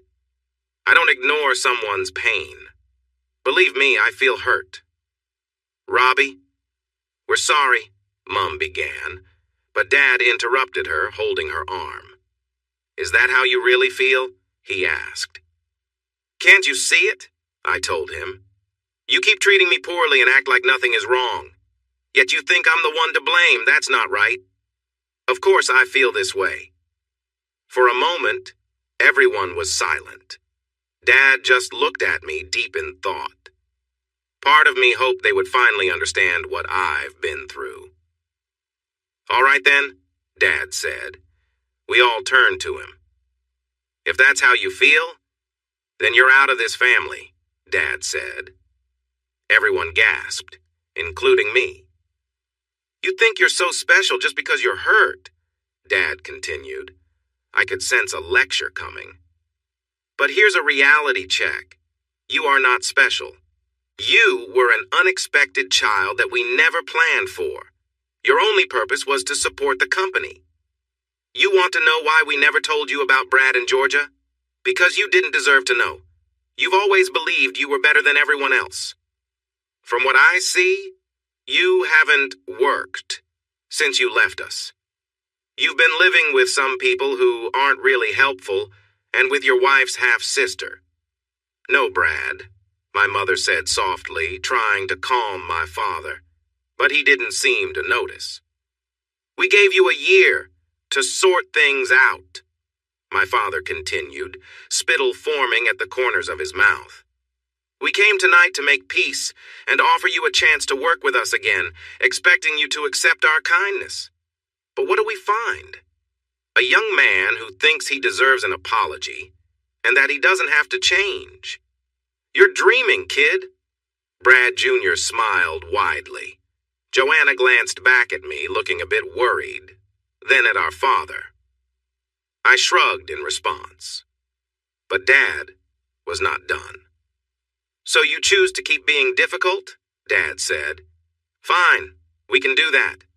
Tomorrow, we'll visit the lawyers to remove you from our wills. We'll take action against you for hurting Total Build. You'll regret not accepting our forgiveness. For the rest of your life, you'll remember when we took everything from you, leaving you with nothing and making you pay us back for years because you couldn't get your act together. Are you done? I asked, raising my eyebrow. I was close to smirking. Not even close, my dad replied angrily. I'm going to do everything I can to make sure you never have a good job again. Anytime I hear you have a job, I'll call them and tell them what a failure you are. I'll do my best to keep you struggling until you come back to us begging for our kindness. But then you'll find out there is no kindness left for you in this family. You'll be alone with nothing. Wow, he really means it, Amy said with a mocking tone, clearly enjoying the moment. And you better watch yourself too, young lady, my father warned. If you stay with him, I'll make things hard for you as well. Don't think I didn't hear.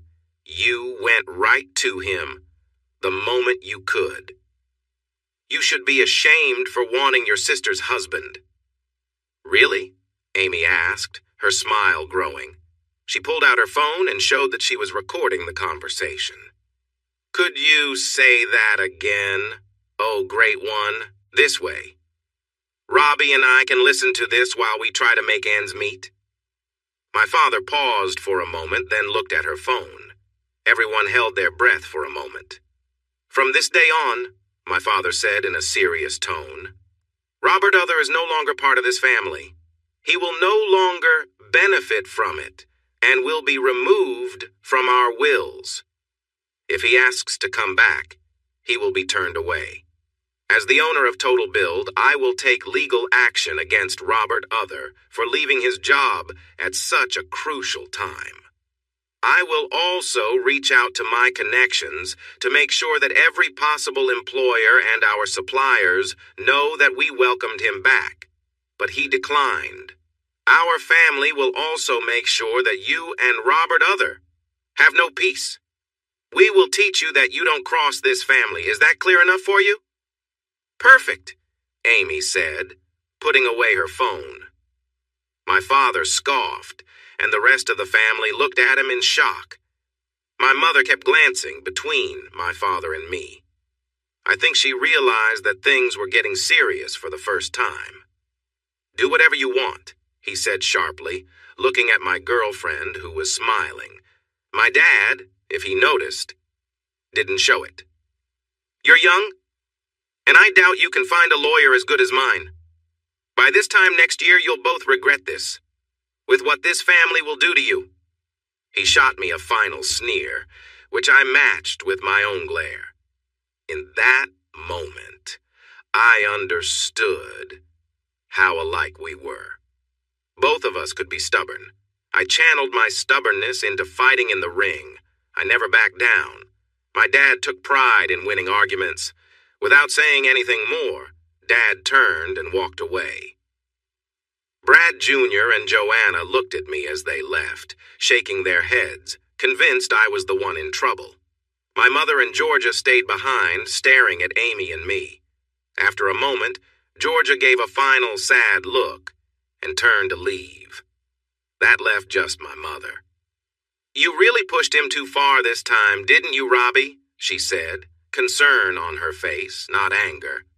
I had never seen her look so torn. "Maybe if you went after him to apologize." "No, Hattie, I don't think that would help. I know I got my stubbornness from him. Why do you think I haven't forgiven any of you? Go, Hattie, follow your husband, but let me give you one piece of advice." She looked at me, waiting. Taking a deep breath, it was time to respond to my father.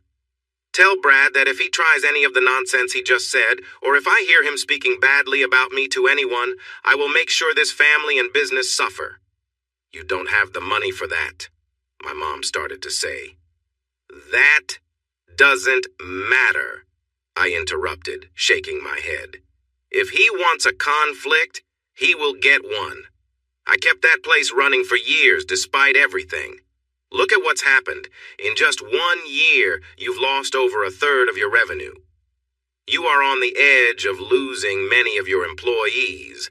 A lot of items are returning to the workshop because they are not made well, and it seems that none of you can manage things without my help.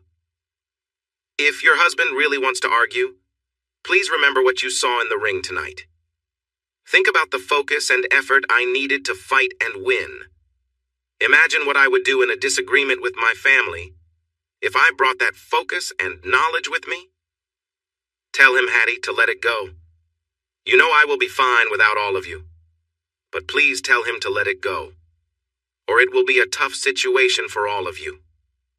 My mother looked at me, and for the first time, I saw sadness in her eyes. She knew it was true. If they came at me, they would be the ones in trouble. "It won't help, Robbie," Mum sighed. "He means what he said to you tonight. I've been trying to convince him, but he won't listen." Tears rolled down my mother's cheeks. "Robbie, your father said that you were unexpected, and that's true," Mum whispered. "But don't ever think you were a mistake. I love you, my dear boy, and I'm sorry. We should have never hidden Georgia and Brad's situation from you or about the child, but I won't regret my grandchild, even if it was unexpected." Mum paused, looking sad. She glanced at me as if she wanted to say more, then looked at Amy.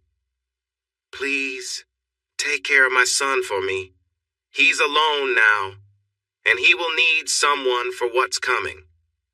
"Oh, we saw tonight that Robbie knows how to handle himself," Amy replied with a hint of pride. Mum shook her head. "Not like this. He doesn't. His father will come at him as he said he would. He will try to put Robbie down just to prove a point." For the first time, Tony stepped forward. "Then you need to stand up to your husband, Hattie," Tony said. "Tell him to back off. This is your son he's going after." Mum shook her head again. "It won't help." Mum looked at me. "I'm so sorry, Robbie. If I never see you again, please know that even though I can't say it again, I will always love you. You were the heart of this family, and we harmed you for no reason except our pride. You are the best of us. Always remember that. But do what you have to do. For what it's worth," Mum paused as her expression grew serious, "I don't think the rest of them stand a chance. But I have to stand by my husband." "I know, Mum," I replied, feeling sad. Suddenly she looked at me. It was the first time she had heard me call her Mum in over a year. She regarded me, then nodded gently. "I will love you forever," Mum said, turning to head back to her family. Before she could fully turn, I rushed the few steps between us and gave her a big hug. For almost 2 minutes we stood there, unmoving. I realized my mother was caught in a difficult place. I understood how she thought. She needed to help as many family members as she could, even if it meant having to let go of one of us. We might have stayed in our embrace longer, but I heard my dad calling her name from far away. I let go of Mum. She turned to me, held my face gently, and kissed my cheek. "Goodbye, Robbie," she whispered. "Goodbye, Mum," I replied softly. We both cried as she walked away. Hey, everyone! Thanks for watching. Don't forget to subscribe and turn on notifications so you won't miss any of the exciting stories we have coming up. What do you think about the characters in this story? Let us know in the comments. We'd love to hear from you.